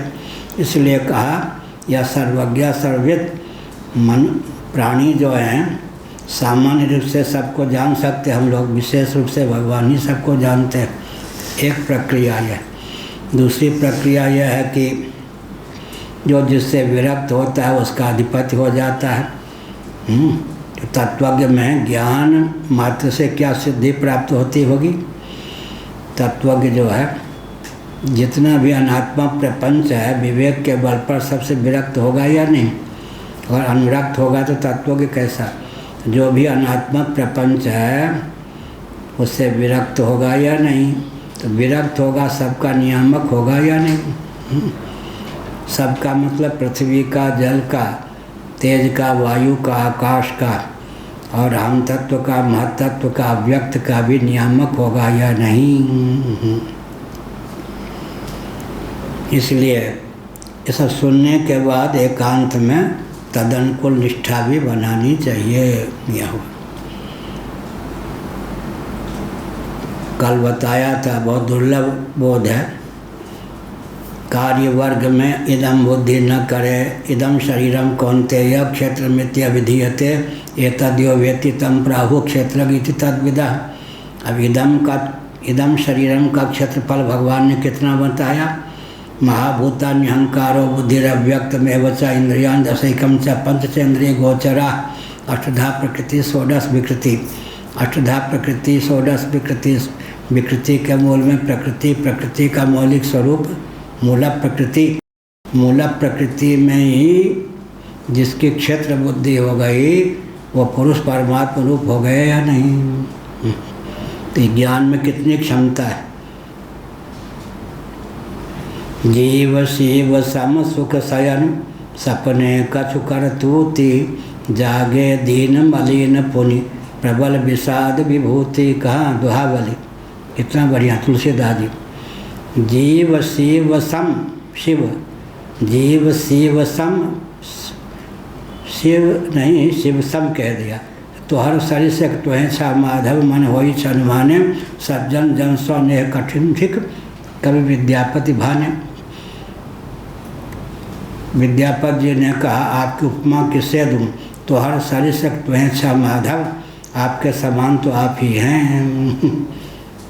गगन के समान गगन ही है। ऐसे राम और रावण जी, भगवान राम और रावण का युद्ध कैसा हुआ? जैसा हुआ। समुद्र कितना गंभीर है, जितना गंभीर समुद्र है। इसी प्रकार तो हर शरीर से तो ऐसा माधव मन हो ही छन माने। हाँ, अगर कुछ कहें तो सज्जन जन सौ नेह कठिन ठीक कब विद्यापति भाने। आपके समान तो क्या कोई कहा है? तो सज्जन जो है भगवत भक्त हैं, माने जा सकते आपके समान। इसी प्रकार से कहा वह तत्व तो अपरिच्छिन्न है। निरतिशयम यद बृहत् तद ब्रह्मा। अगर ब्रह्म भी कहते हैं परिच्छिन्न भी कहते हैं तब तो ठीक नहीं, बुद्धि की बलिहारी। ब्रह्म शब्द भी विभुता का निरतिशयम यद बृहत् तद ब्रह्मा व्युत्पत्ति लव्य अर्थ है विभुता की पराकाष्ठा। विभुत तीन प्रकार से, काल के द्वारा कबलित न हो, देश के द्वारा कबलित न हो, वस्तुअंतर के द्वारा कबलित न हो, अर्थात नित्य होता हुआ विभु हो। नित्य और विभु होता हुआ क्या हो? सर्वोपादान सर्वाधिष्ठान हो। ऊपर से लेंगे तो वस्तुकृत परिच्छेद शून्य, देशकृत परिच्छेद शून्य और कालकृत परिच्छेद शून्य।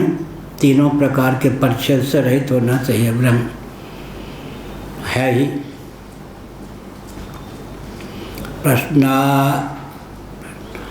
प्रश्नांतरम करोति। अब दूसरा प्रश्न करते तत् किम इति।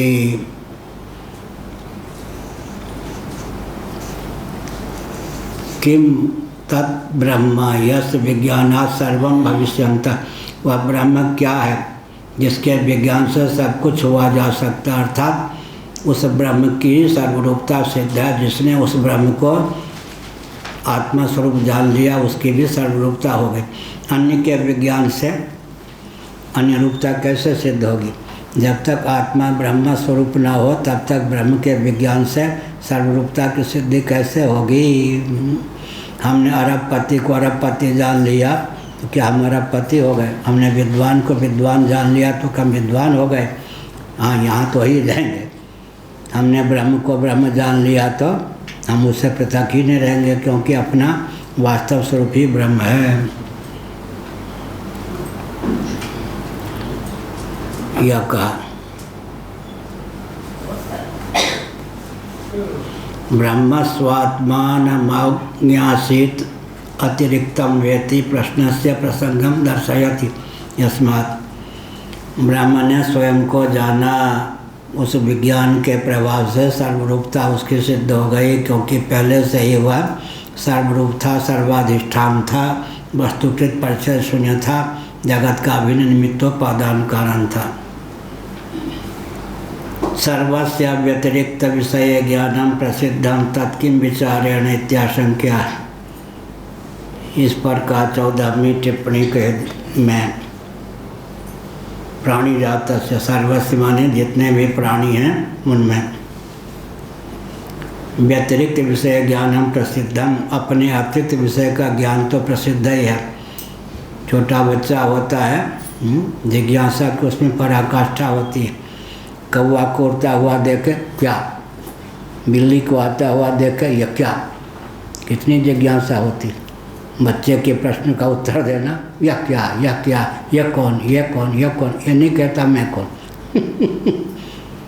मैं के अलावा सबकी जिज्ञासा, यह क्या, यह क्या, यह क्या, वैसे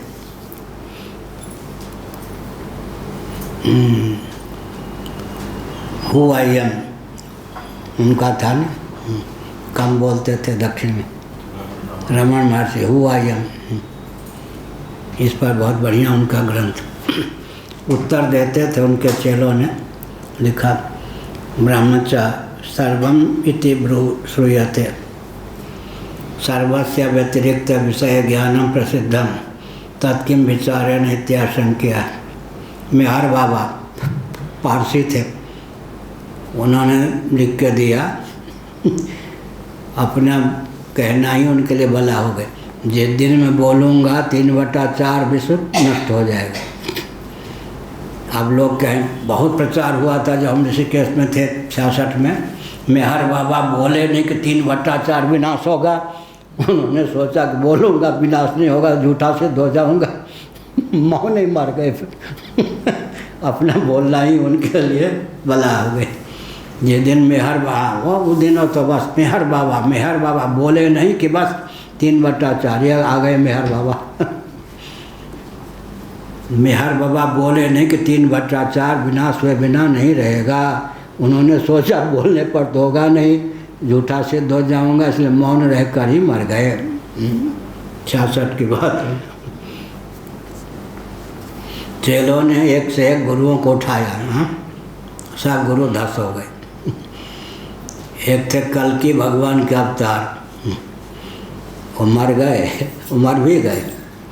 हाँ, हमारे अभी क्या है, कभी जो था नैमिष वालों ने प्रथा चलाई थी, भगवान बन के पूजने की लहर चली, वो लहर अब समाप्त हो गई। आजकल जगत गुरु बन के पूजने की लहर चल रही है, थोड़े दिन बाद ये भी समाप्त हो जाएगी। क्या पहले भारत में कितने भगवान थे मालूम है? 365। मैं मैनपुरी में था, नैमिष वाले महाराज मैदान में जा रहे थे मल त्याग करने में, उनका कमंडल लेके जा रहा था। मुझ पर प्रभाव डालने के लिए उन्होंने कहा, बच्चा तो था ही मैं, सुनो मैं भगवान हूँ, सुनो ध्रुव जी मैं भगवान हूँ। मैंने कहा प्रत्येक गुरु शिष्य के लिए भगवान होते हैं, आप भी अपने शिष्यों के लिए भगवान हैं। शास्त्रों में जो भगवान का अवतार कहा गया वो मैं हूँ, मैं तो बच्चा ही था।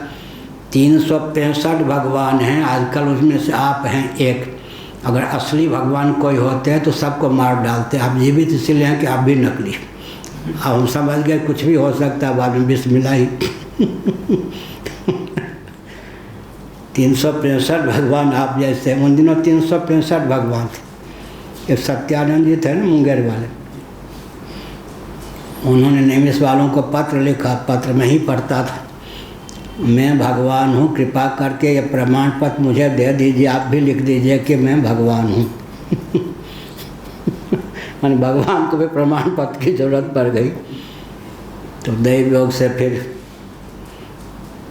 जब मैं वृंदावन में था, भगवान मेरे श्रोता बन गए। फिर आकर भावेश्वर मंदिर प्रचंड सत्यानंद जी मुंगेर वाले नीचे बैठकर सुनते रहते थे।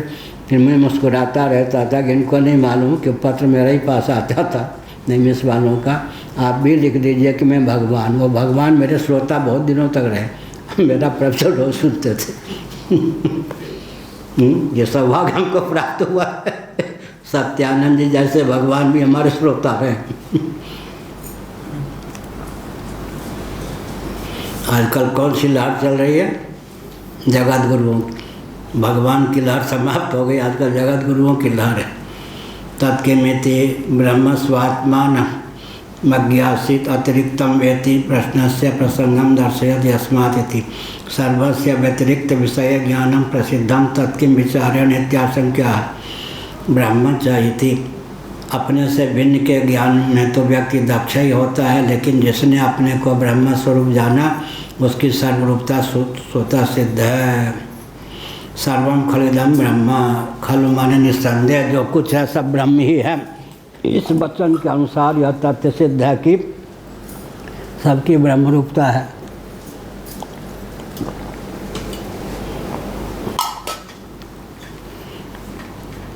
बहुत बढ़िया, कितना बढ़िया वाक्य। सर्वम खलु इदम ब्रह्म,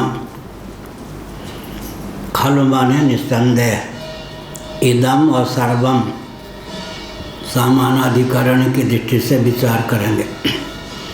इदम सर्वम ब्रह्म, खलु माने निस्संदेह यह सब ब्रह्म है। अब इदम और सर्वम, इदम से अतिरिक्त सर्व या सर्व ही इदम कोटि प्रविष्ट हो जाएगा। इदम सर्वम यह सब ब्रह्म है, खलु माने निस्संदेह, क्योंकि ब्रह्म ही सबका अधिष्ठानात्मक उपादान है। सर्वरूपों में ब्रह्म तत्व की अभिव्यक्ति है। इत्यादो ब्रह्मण सर्वात्मा श्रवणात्, इस प्रकार के वेद वचनों के द्वारा ब्रह्म की सर्वात्म रूपता सिद्ध है, का श्रवण है, इसलिए सिद्ध ही है। तदितिरिक्त विषयाभावात्, ब्रह्म के अतिरिक्त कोई विषय है ही नहीं, क्योंकि ब्रह्म अगर सर्वाधिष्ठान सर्वोपादान न होता तो ब्रह्म के अतिरिक्त कुछ होता। वह सर्वाधिष्ठान सर्वोपादान है, इसलिए आत्मानमेवा वेति, इसलिए उसने स्वयं को ही ब्रह्म रूप में जाना। ब्रह्मातिरिक्त किसी का अस्तित्व नहीं है। पक्ष से सावकाशता इत्यर्थ 15वीं टिप्पणी। अतिरिक्त ज्ञान पक्षस्य तो लोकता एव इत्युक्तम।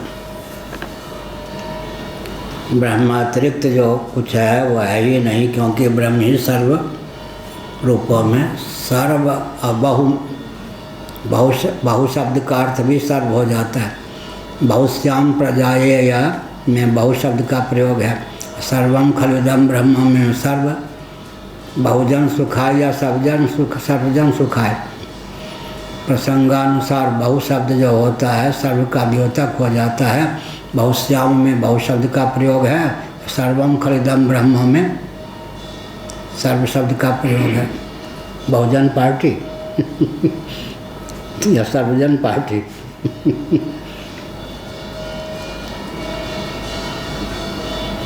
ब्रह्म ही किंचित अज्ञात्वा सर्वम अभवत् ज्ञात्वा वा नाद्यो ब्रह्म विद्यानर्थक आदि युक्तिया द्वितीयम अनुवादति। कौन सा रह गया? हाँ, सर्वम खलुदम ब्रह्म इत्यादो ब्रह्मण सर्वात्म त्वश्रवणात् अतिरिक्त विषयाभावात् आत्मानमेव अवेदिति। पक्षस्य सावकाशता इत्यर्थ। सब कुछ ब्रह्म ही है, उसने फिर आत्मा को ही ब्रह्म रूप में जाना। अब कुछ शेष नहीं बचा, सब कुछ ब्रह्म है, तो आप कौन हो? तो अयम आत्मा ब्रह्म सर्वम खलिदम ब्रह्म। जिस ब्रह्म की सर्वरूपता का प्रतिपादन किया गया वो ब्रह्म तो आत्मा स्वरूप ही है। इसका मतलब आत्मा स्वरूप ब्रह्म में, ब्रह्म स्वरूप आत्मा में। सच्चिदानंद स्वरूप आत्मा की ब्रह्म रूपता, ब्रह्म की आत्मरूपता ब्रह्म स्वरूप आत्मा में, आत्मा स्वरूप ब्रह्म में प्रकृति सहित प्रपंच की अध्यक्षता का चंचल निश्चय जिनके जीवन में है वे जीवन मुक्त हैं। बताओ। हाँ, याद हो गया, बढ़िया। सच्चिदानंद स्वरूप ब्रह्म की आत्मरूपता, आत्मा के सच्चिदानंद स्वरूप ब्रह्म रूपता, आत्मा स्वरूप ब्रह्म में, ब्रह्म स्वरूप आत्मा में, प्रकृति सहित प्रपंच की अध्यस्थता का अचंचल निश्चय जिनके जीवन में है वही जीवन मुक्त है। हो गया, बढ़िया, धन्यवाद।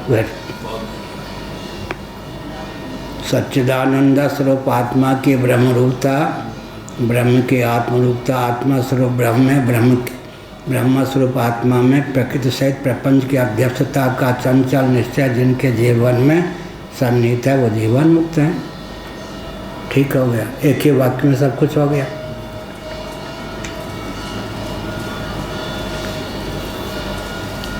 ब्रह्म ही किंचित अज्ञात्वा सर्वम अभवत्, ज्ञात्वा व ब्रह्म किसी को जान के सब कुछ हुआ या बिना जाने ही नाद्यो ब्रह्म विद्या अनर्थक, क्या बिना जाने हुए तो ब्रह्म विद्या की सार्थकता सिद्ध नहीं होगी।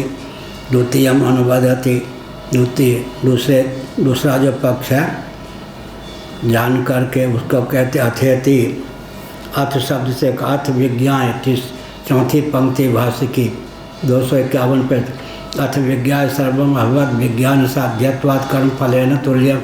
अगर विज्ञान साध्य हुआ तो कर्म फल जैसा नित्य होता है, ऐसे अगर विज्ञान साध्य हो गया, सर्वरूपता की सिद्धि विज्ञान साध्य हुई तो उसकी भी अनित्यता का प्रसंग होगा। तो ब्रह्म विद्या सर्वभावस्य ब्रह्म विद्या फलस्य कहते हैं। इसका मतलब अज्ञान मात्र से ही अप्राप्त था ना, ज्ञान मात्र से प्राप्ति हो गई, इसलिए उसकी नश्वरता नहीं। ये बहुत बढ़िया। अज्ञान अनादि होने पर भी अनंत नहीं है।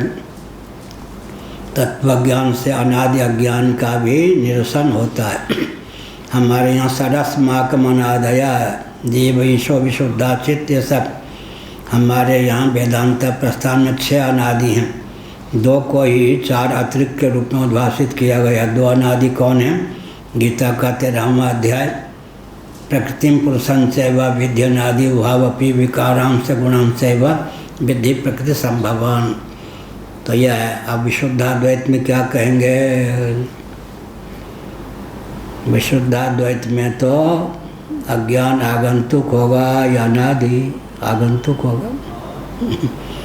हमारे यहाँ तो सदस्माकम अनादया जीव ईशो विशुद्धाचित, इस कारिका के अनुसार जीव है, ईश्वर है, विशुद्ध चित्त है, अविद्या चित्ती का योग है, जीव और जीव का भेद है, ईश्वर जीव का भेद है। ये सब हमारे यहाँ अनादि हैं। 2 ही मुख्य अनादि हैं, उनको 4 और अतिरिक्त रूप में उद्भाषित किया गया। प्रकृति और पुरुष दोनों अनादि हैं। यह तो विशुद्धाद्वैत में क्या हुआ? अज्ञान मूलक तो प्रपंच है ही नहीं। तो जैसे कोई व्यक्ति अपने को भुलाने की भावना से भांग पी ले ऐसे ही उस परमात्मा ने अपने को भुलाने की भावना से अज्ञान मोल ले लिया। ये विशुद्धाद्वैत हुआ। योग वासिष्ठ में ब्रह्मा जी से वशिष्ठ जी अभिव्यक्त हो गए। अब जैसे शुद्ध बुद्ध ब्रह्मा जी वैसे ही वशिष्ठ जी भी होता तो फिर क्या होता? जा अज्ञानी हो जा। ऐसे ही जैसे कोई भांग पी के अपने आप को भूलना चाहता है, ऐसे ही भगवान ने क्या हुआ? विशुद्धाद्वैत के सिद्धांत के अनुसार अज्ञानी होने का अभिनय किया, अपने ऊपर अज्ञान को आरोपित करके घूमने लग गए।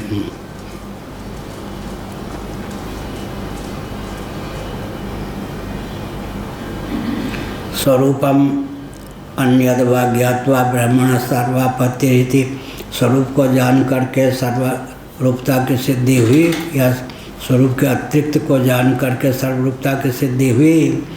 अगर स्वरूप के अतिरिक्त को जानेगा सर्वरूप तो सर्वरूपता की सिद्धि नहीं होगी। स्वयं को ही सर्वरूप जाना अर्थात मैं ब्रह्म हूँ, ब्रह्म की आत्मरूपता, सच्चिदानंद स्वरूप ब्रह्म की आत्मरूपता, आत्मस्वरूप ब्रह्म की सच्चिदानंद रूपता और ब्रह्म स्वरूप आत्मा में, आत्मा स्वरूप ब्रह्म में प्रकृति सहित प्रपंच की अध्यक्षता का विज्ञान जो है, एक विज्ञान से सर्व विज्ञान को सिद्ध करता है। सर्वात्म भाव की सिद्धि हो जाती है। आत्मौपम्येन सर्वत्र समं पश्यति अर्जुन सुखम वा यदि वा दुखम स योगी परमो मतः। गीता का 6वां अध्याय व्यवहार में ढाला भगवान ने। आत्मौपम्येन सर्वत्र समं पश्यति अर्जुन सुखम वा यदि वा दुखम स योगी परमो मतः। We must do to others as we wish them to do to us. This is the golden rule of life.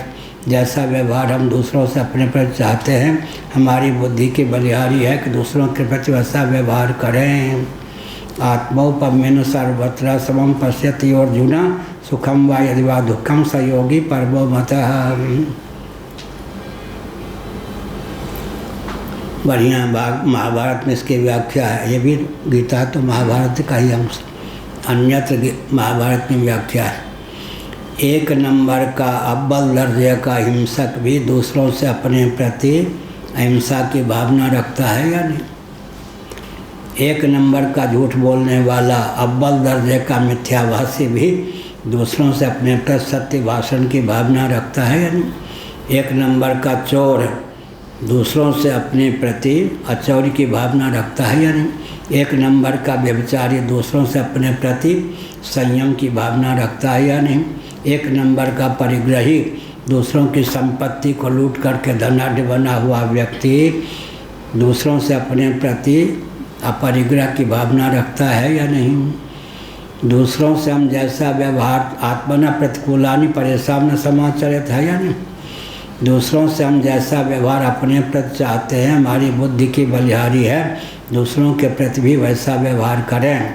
अगर ऐसा नहीं करेंगे तो इत हाथ से दो तो साथ से लो। आज हम किसी को सता रहे, कल वो सताएगा ही। इसलिए आत्मना प्रतिकूलानि परेशान न समाचरित बढ़िया है। ये मानवोचित समान नागरिकता मोदी जी आचार संहिता में हुए हैं। आत्मना प्रतिकूलानि परेशान न समाचरित, समान नागरिकता की चर्चा चल रही है। बहुत से लोग खलबली में हैं। पृथ्वी को धारण करने वाले जितने तत्व हैं उनके संरक्षण में प्रीति प्रवृत्ति हो, ये समान नागरिकता की आधारशिला है। और एक विचित्र बात है, परसों से हम कह रहे हैं, आधुनिक विधा से विकास को परिभाषित करने के गर्भ से विस्फोट निकल आया। इसलिए विकास को परिभाषित करने के पीछे सृष्टि की रचना का जो प्रयोजन है उसका ज्ञान होना चाहिए। मानव जीवन की सार्थकता का ज्ञान होना चाहिए। ऊर्जा के स्रोत जो पृथ्वी, पानी, प्रकाश, पवन है उनको विकृत, क्षुब्ध, दूषित किए बिना विकास को परिभाषित कर सकें तो अच्छा है। समान नागरिकता की बात चल रही है, लोग बौखलाए हुए हैं। लेकिन मुसलमान घर की देवियाँ बहुत प्रसन्न हैं। उनके साथ ही तो उत्पीड़न सबसे ज़्यादा होता है मातृशक्ति में। वो लोग बहुत प्रसन्न हैं, अच्छा है। राजा कालस्य कारणम, राजा काल का कारण होता है। अब हमने संकेत किया, क्या संकेत किया? ब्रह्म विद्या की यह विशेषता है, स्वरूपन्यद्वा ज्ञात्वा। तो कहा था आत्मना प्रतिकूलानि परेशान न समाचरित। जैसा व्यवहार हम दूसरों से अपने पे चाहते हैं, हमारी बुद्धि की बलिहारी है, दूसरों के प्रति हम वैसा व्यवहार अवश्य करें। अन्यों किसी अन्य को जान के सर्वरूप तो संभव नहीं है। तो ब्रह्म की आत्मरूपता का जब तक बोध नहीं होगा, ब्रह्म की और आत्मा की ब्रह्मरूपता का जब तक बोध नहीं होगा, तब तक एक विज्ञान से सर्व विज्ञान की सिद्धि नहीं होगी। जिसके जीवन में आत्मा की ब्रह्मरूपता, ब्रह्म की आत्मरूपता का चंचल निश्चय है, उसके लिए तो अपने से भिन्न कुछ है ही नहीं, सब कुछ आत्मा स्वरूप ही है। उमा जय रामचरण रत विगत मान क्रोध निज प्रभुमय देखें जगत कैसन करें विरोध। तत्र को मोह का शोक एकत्व मन पश्यत ऐसा वासु में सर। उमा जय रामचरण रत विगत काम मद क्रोध। काम मद क्रोध ये द्वैत बुद्धि की देन है या द्वैत बुद्धि की? जितने मनोविकार हैं द्वैत बुद्धि मूलक ही हैं या नहीं? क्रोध की द्वैतक बुद्धि बिन, द्वैत के बिन अज्ञान उपलक्षण है। काम दूसरे के प्रति होगा या नहीं? क्रोध दूसरे के प्रति होगा या नहीं। अगर कोई क्रोधी शरीर को पीटता है तो शरीर में भी अपने से भिन्न बुद्धि है तभी पीटता है। लोभ का विषय अपना से भिन्न होगा या नहीं। ये जितने मनोविकार हैं द्वैत बुद्धि मूलक हैं या नहीं। इसलिए जो द्वैत का पक्षधर होगा वो मनोविकार से पिंड छुड़ा सकेगा। क्या कहा अमेरिका श्याम जी? नहीं, हाँ नहीं होगा। हाँ ठीक है। जो द्वैत बुद्धि को पाले रहेगा वो निर्विकार होगा क्या? क्योंकि काम, क्रोध, लोभ, मोह, शोक सब द्वैत बुद्धि से ही संभव। तत्र को मोह का शोक एकत्व मन पश्यता। एकत्व दर्शन से न शोक होगा न मोह होगा। मोह का मूल क्या है? मोह मूल अज्ञान। किसने लिखा? तुलसीदास जी ने सनत जाति में। और तरिया कुछ लोग मोह को मृत्यु कहते हैं, लेकिन मैं सनत कुमार जी प्रमाद को मृत्यु कहता हूँ। प्रमादो वही मृत्यु हो। प्रमाद का अर्थ ही अज्ञान हो गया। मोह मूल अज्ञान। तुलसीदास जी ने अनुवाद प्रमादो वही मृत्यु हो। कुछ गुरुदेव ने कहा कुछ सुनाओ। हमने कहा प्रमाद मृत्यु है। अच्छा, तो प्रमाद की क्या परिभाषा है? हमने विचित्र ही बात कह दी। प्रमा का जो दमन कर दे उसका नाम प्रमाद है। खूब आशीर्वाद दिया मैंने।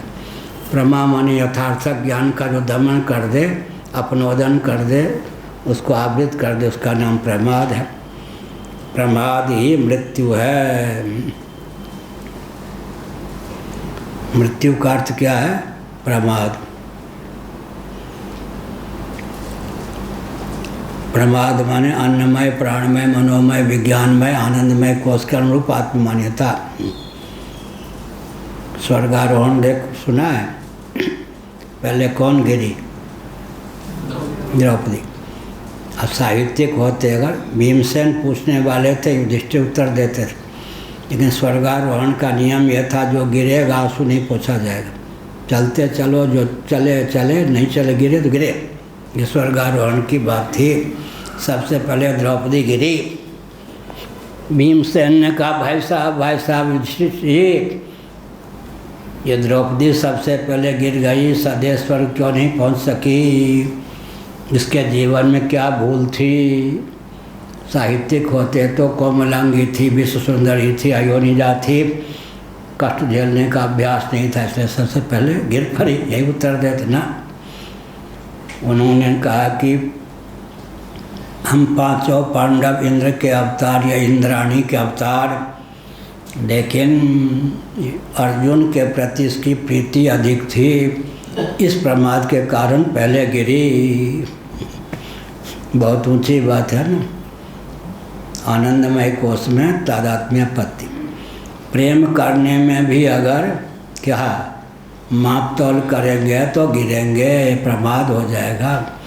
पांचों पांडवों में अर्जुन के प्रति प्रीति का पलड़ा अधिक था, इस प्रमाद के कारण गिरी, सदैव स्वर्ग नहीं पहुंची। सदैव स्वर्ग पहुंचने के लिए भी प्रमाद से अतिक्रांत जीवन चाहिए या नहीं? अब कौन गिर पड़े? सहदेव। वैसे पार्थिव प्रपंच का अवतार थे द्रौपदी, पृथ्वी के अवतार सहदेव, जल के अवतार नकुल, तेज के अवतार अर्जुन, वायु के अवतार भीमसेन, आकाश के अवतार युधिष्ठिर, ये पंचभूत के अवतार अधिदेव को अवतार, ये भी प्रक्रिया। उसके बाद सहदेव गिर पड़े। भाई साहब माद्री नंदन और सहदेव सदैव स्वर्ग नहीं पहुंच पाए, गिर पड़े। विद्या का गुमान, मेरे समान कोई ज्योतिषी है ही नहीं विश्व में। विद्या के गुमान ने इनको गिरा दिया, सदैव स्वर्ग नहीं पहुंचने दिया। विज्ञान में कोश में तादात्म्यपत्ति। उसके बाद नकुल गिर पड़े। भीमसेन ने कहा भाई साहब नकुल भी गिरा। विश्व में उस समय जितने पुरुष थे सबसे सुंदर कौन थे? नकुल। सुंदरता का गुमान, ऐसे क्या सुंदरता का गुमान। पूर्वाचार्य जी तो गृहस्थ से बाबा हुए थे। वो कहते थे पागल के लक्षण देखना हो तो कोई व्यक्ति अपनी पत्नी के सामने बैठा हो या दर्पण के सामने, पागल के सारे लक्षण होते। दर्पण के देखो, यूँ करेगा, यूँ करेगा, यूँ करेगा। पागल का लक्षण देखना हो, किसी व्यक्ति को पत्नी के पास बैठा हुआ देख लो या दर्पण सामने रखा हुआ देख लो, पागल के सारे लक्षण उसमें चरितार्थ हो जाते। तो कौन गिरे? नकुल। सौंदर्य का सबसे बड़ा गुमान था उस समय। विश्व में जितने मन पुरुष थे, नकुल के समान कोई सुंदर नहीं थे। अब किसका नंबर आएगा? अर्जुन मनोमय कोश में तादात्म्य प्रतिज्ञा कर लेता था अपने बलबूते पर, किसी प्रतिज्ञा की पूर्ति की क्षमता नहीं थी। कृष्ण भगवान उसकी लाज रखते थे। मनोमय कोश में मनस्वी जो होता है गिरता, वो भी बढ़ चढ़ के प्रतिज्ञा कर लेता था। प्रतिज्ञा अर्जुन से प्रतिज्ञा द्वे न दैन्यम न पलायनम। अर्जुन से प्रतिज्ञा द्वे न दैन्यम न पलायनम। 8वीं कक्षा में कोर्स में हमने पढ़ा था। अर्जुन से क्या प्रमाद हुआ? प्रतिज्ञा कर लेता था, जीवन को दांव पे लगा देता था। भगवान फिर उसकी प्रतिज्ञा का निर्वाह करते थे। तो मनस्विता के कारण ये करके दिखाए दूंगा, ये करके दिखा दूंगा। द्वारका में मर गया, उसको दिला के दिखा दूंगा, ये सब मनस्विता के कारण। पहले अब भीमसेन ने कहा मैं भी गिरा बलाभिनिवेश के कारण। प्राणमय कोश में बलाभिनिवेश दुर्योधन पक्ष का जो योद्धा गिर पड़ता, उसको भी तुम लात से पीटते थे और उसके सब को भी खदेड़ करके ऐसे घुमाते रहते थे। बल का अतिरेक, बलाभिनिवेश के कारण। प्रणाम गुरुदेव जी, आपने कहा है शब्द ब्रह्म में और पर ब्रह्म में निष्णात होना चाहिए, तो वो इसकी प्रायोगिक विधा क्या है निष्णात होने की? उसकी क्या विधा? प्रायोगिक शास्त्र सम्मत विधा क्या है? प्रायोगिक विधा यह है, और भी एक ही प्रश्न पहले उत्तर दे लो। प्रायोगिक विधा है जो निष्णात हैं, मर्यादा की सीमा में उनके अनुगत होकर हम भी निष्णात हो जाएं। यही शास्त्र सम्मत गुरु परंपरा का अनुगमन करके तो विद्या हो सकती है। यही प्रायोगिक विधा है। आगे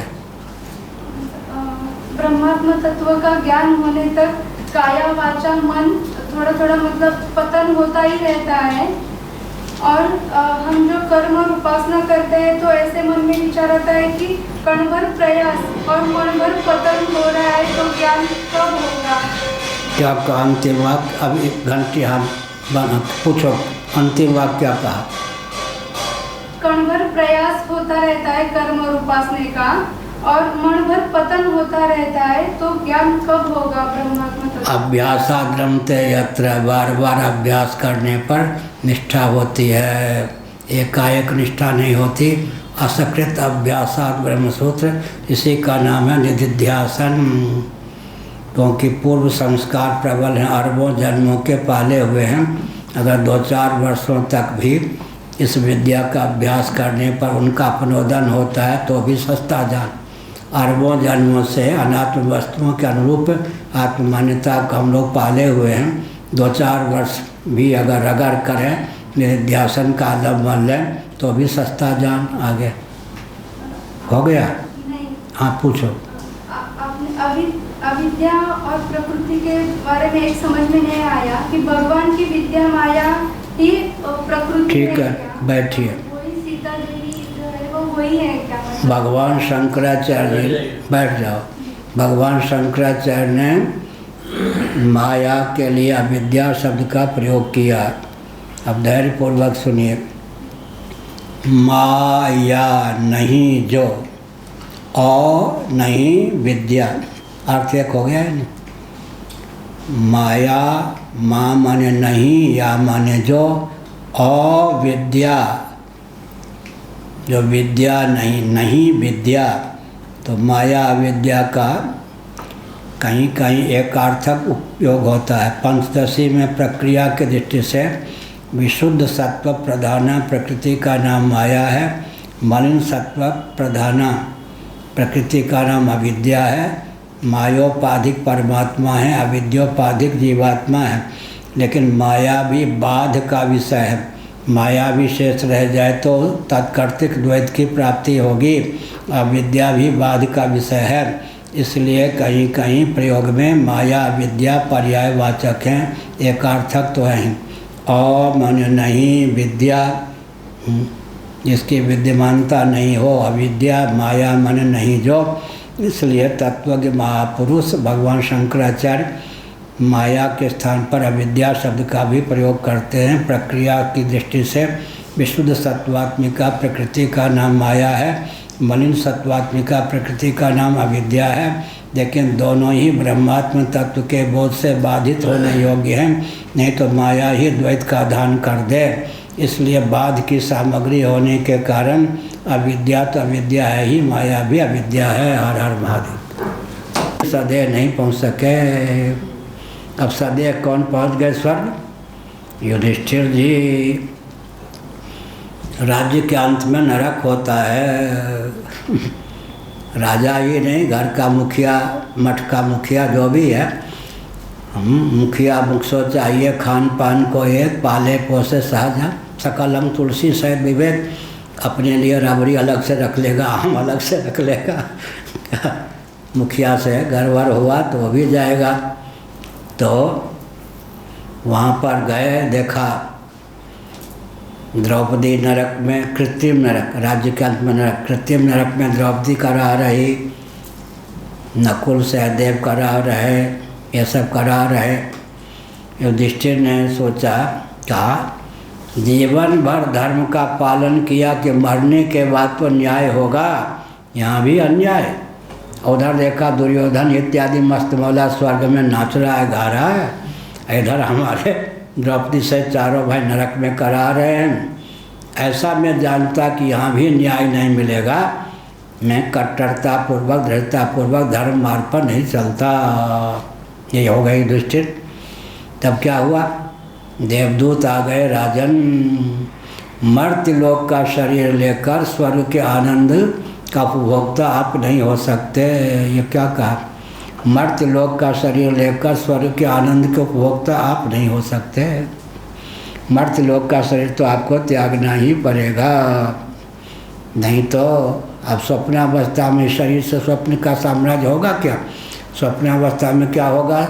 स्वप्न के शरीर अलग होंगे, तब तो व्यवहारक्षम होंगे। जितना सुख और दुख हम स्वप्नावस्था में स्वप्न के शरीर से झेल लेते हैं, उतने सुख दुख को झेलने की क्षमता इस शरीर में थोड़े है। स्वर्ग का शरीर होगा तो उसी से हम स्वर्ग के सुख को झेल सकते हैं। नरक का शरीर होगा, यातना शरीर, उसी से नरक के दुख को झेल सकते हैं।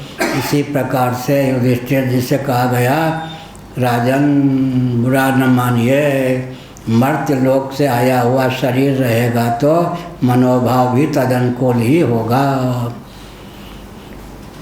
स्वर्ग में क्या क्या दोष हैं?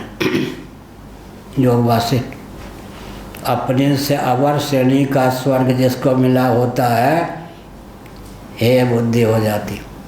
बराबर श्रेणी का स्वर्ग जिसको मिलता है, स्पृहा हो जाती।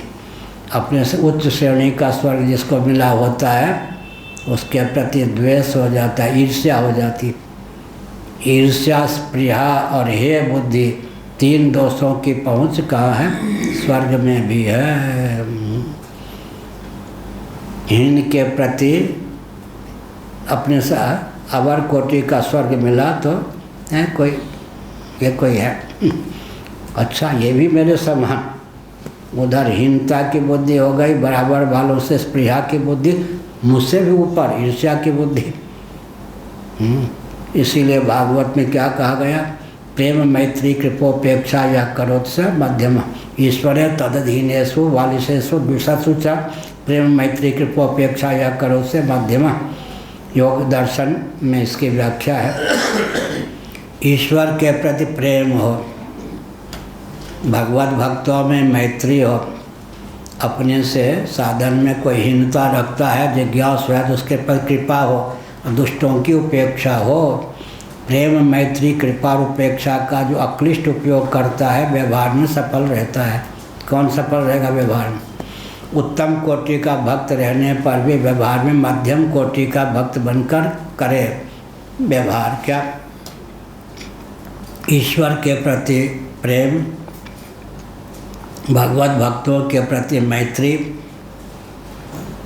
अपने से साधन में कोई न्यून है तो उसके प्रति कृपा, दुष्टों के प्रति उपेक्षा। दुष्टों से हर जगह भिड़ने लगेंगे तो काम नहीं चलेगा, दुष्टों के प्रति उपेक्षा। ईश्वरे तदधीनेषु बालिशेषु दुष्टसु च प्रेम मैत्री कृपोपेक्षा यः करोति स मध्यमा। अर्चायामेव हरे पूजां या श्रद्धया हते न तद्भक्तेषु चान्येषु सभक्ता प्रकृत स्मृतः। अर्चा विग्रह भगवान की मूर्ति, वल्लभादि। अर्चायामेव हरे पूजां या श्रद्धया हते न तद्भक्तेषु चान्येषु सभक्ता प्रकृत स्मृतः। प्राकृत भक्त माने प्राइमरी कक्षा के, उधर मध्यम कोटि के भक्त, उधर उत्तम कोटि के भक्त। उत्तम कोटि के ज्ञानी, उत्तम कोटि के भक्त का लक्षण एक, सर्वभूतेषु यः पश्येत् भगवद् भाव महात्मना भूतानि भगवत्यात्मनि यस् भगवतोत्तम। उत्तम कोटि का भक्त और ज्ञानी सर्वभूतेषु येनैकं भावम् अव्ययमीक्षते मीक्षते अविभक्तं विभक्तेषु तज्ज्ञानं विद्धि सात्विकम्। यह सब हुआ। स्वरूप को जानकर ही तो सर्वरूप हुआ, अन्य को जानकर सर्वरूप कैसे हो सकता? अर्थात पहले से ही आत्मा या ब्रह्म की सर्वरूपता थी। स्वरूपम अन्यद्वा ज्ञात्वा ब्रह्मण सर्वापत्ति रीति विकल्पो भयत्र साधारणम दूषणम आह द्वितीय दोषांतर मह अनवस्थेति। या उसको जाना, उसको जाना, उसको जाना, कहीं भी वैचारिक विराम नहीं होगा। बहिरेवाक्षेपम परिहरति। यह 17वीं टिप्पणी की। श्रोताक्षेप परिहाराद बहिरेव, श्रोता के द्वारा किए गए आक्षेप के परिहार के अपनोदन की भावना से। न तावत इति भाष्य। न तावत 252 पृष्ठ पहली पंक्ति। न तावत अविज्ञा सर्वम अभवत्, बिना जाने सर्वरूप नहीं हुआ। पहले से सर्वरूप था लेकिन अज्ञान के कारण अपनी सर्वरूपता की भावना उदित नहीं हुई थी। ज्ञान मात्र से सर्व हो गया, माने करने की आवश्यकता नहीं, पहले से ही सर्वरूप था। अज्ञात्वैव ब्रह्मण सर्वभावोऽस्मात् अस्मदादेस्तु ज्ञानादिति शास्त्रार्थे वैरूप्यम। यह हुआ। अगर ब्रह्म को जाना नहीं तो सर्वभाव की प्राप्ति कैसे होगी? तो इस पर कहा गया वास्तव में तो पहले से ही सर्वरूप था ही। शास्त्रार्थे वैरूप्यम मन सर्वभावापत्ति रूप। शास्त्रार्थ कस्यचित् ज्ञान जन्य कस्यचित् तद अजन्य इति तत्र विरुद्ध धर्मवत्वं वैरूप्यम इत्यर्थ। हुआ फला यही न नहीं। अब न चस्मा ज्ञानाद ब्रह्मण सर्वभावापन्न रोग।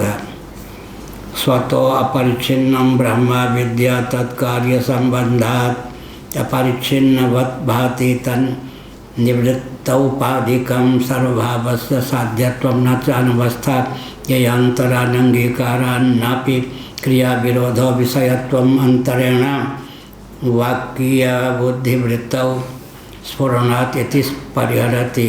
नैकोपि यह कहा नैकोपि दोषोर्थ विशेष उपपत्ति। इस प्रकार एक दोष की भी प्राप्ति नहीं है। स्वतः परिच्छिन्न आत्म तत्व स्वतः परिच्छिन्न ही है। केवल उसकी ब्रह्मरूपता का बोध जब तक प्राप्त रहता है तब तक अनर्गल मान्यता रहती है, मैं परिच्छिन्न हूँ। यह अपरिच्छिन्न होने पर भी परिच्छिन्नवत भाषित होता है। परिच्छिन्नवत माने अपनी मान्यता के कारण ही मानी बंधन में आयो। तन्निवृत्त्य उपाधिकम सर्वभावस्य साध्यत्वम।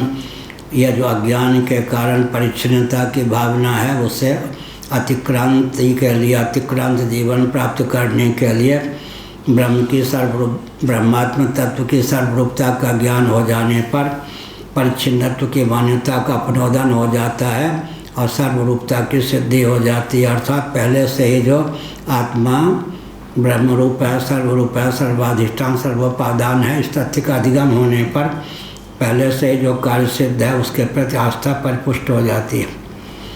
किसी में अनात्म बुद्धि, अपने से पृथक बुद्धि नहीं होती। ज्ञेयांतरान अंगीकारान नापि क्रिया विरोध विषयत्व मंत्रेण वाक्य बुद्धिवृत्त स्फुरणात् इति परिहरति नैकोपि। नैकोपि दोषोर्थ विशेषोपपत्ति, अर्थ विशेष की उत्पत्ति में किसी प्रकार के दोष की प्राप्ति नहीं है, क्योंकि एक विज्ञान से सर्व विज्ञान स्वतः प्रतिज्ञा है। ब्रह्मात्म तत्व ही माया शक्ति के योग से सर्व रूपम उल्लसित आता है। आत्मविज्ञान से सर्वरूपता सुनिश्चित है। एतेन विद्या व्यर्थमपि परिहितम। इस प्रकार के चित्रण से, निरूपण से तो विद्या की व्यर्थता का भी परिहार कर दिया गया, क्योंकि यह जो पहले से ही आत्मा की ब्रह्मरूपता सिद्ध है, उस आत्म तत्व को, ब्रह्मरूप और ब्रह्मात्म तत्व को सर्वरूप जान लेने पर विद्या सार्थक हो जाती है, अर्थात सर्वभवन सर्व रूप में अपनी अभिव्यक्ति हो जाती है। अब केवल स्फुरन होता है विद्या से, पहले से आत्मा की सर्वरूपता सिद्ध है। यद्यपि ब्रह्मा परिच्छिन्नम नित्य सिद्धम, यद्यपि ब्रह्म की अपरिच्छिन्नता तो नित्य सिद्ध है, कोई ज्ञान के द्वारा ज्ञान कारक नहीं होता है ना, ज्ञापक होता है। तथापि तत्र विद्या तत्कार्य ध्वंस रूपस्य अर्थबोध विशेषस्य, परंतु तत्वज्ञान होने पर अविद्या और उसके कार्य का ध्वंस हो जाने के कारण जो सत्ता सिद्ध ब्रह्मात्म तत्व की सर्वरूपता है, ज्ञान मात्र से उसकी सिद्धि हो जाती है। ज्ञानात् उपपत्ति न तद्वैवर्त्यम। इस प्रकार ब्रह्म विद्या की व्यर्थता सिद्ध है। श्री राम जय राम जय जय राम। श्री राम जय राम जय जय राम। धर्म की अधर्म का प्राणियों में विश्व का गौमाता की गोहत्या भारत सर्वभूत हृदय धर्म सम्राट स्वामी श्री करपात्री जी महाराज की हर हर महादेव। आज के पाठ पर कोई प्रश्न हो सकते हैं।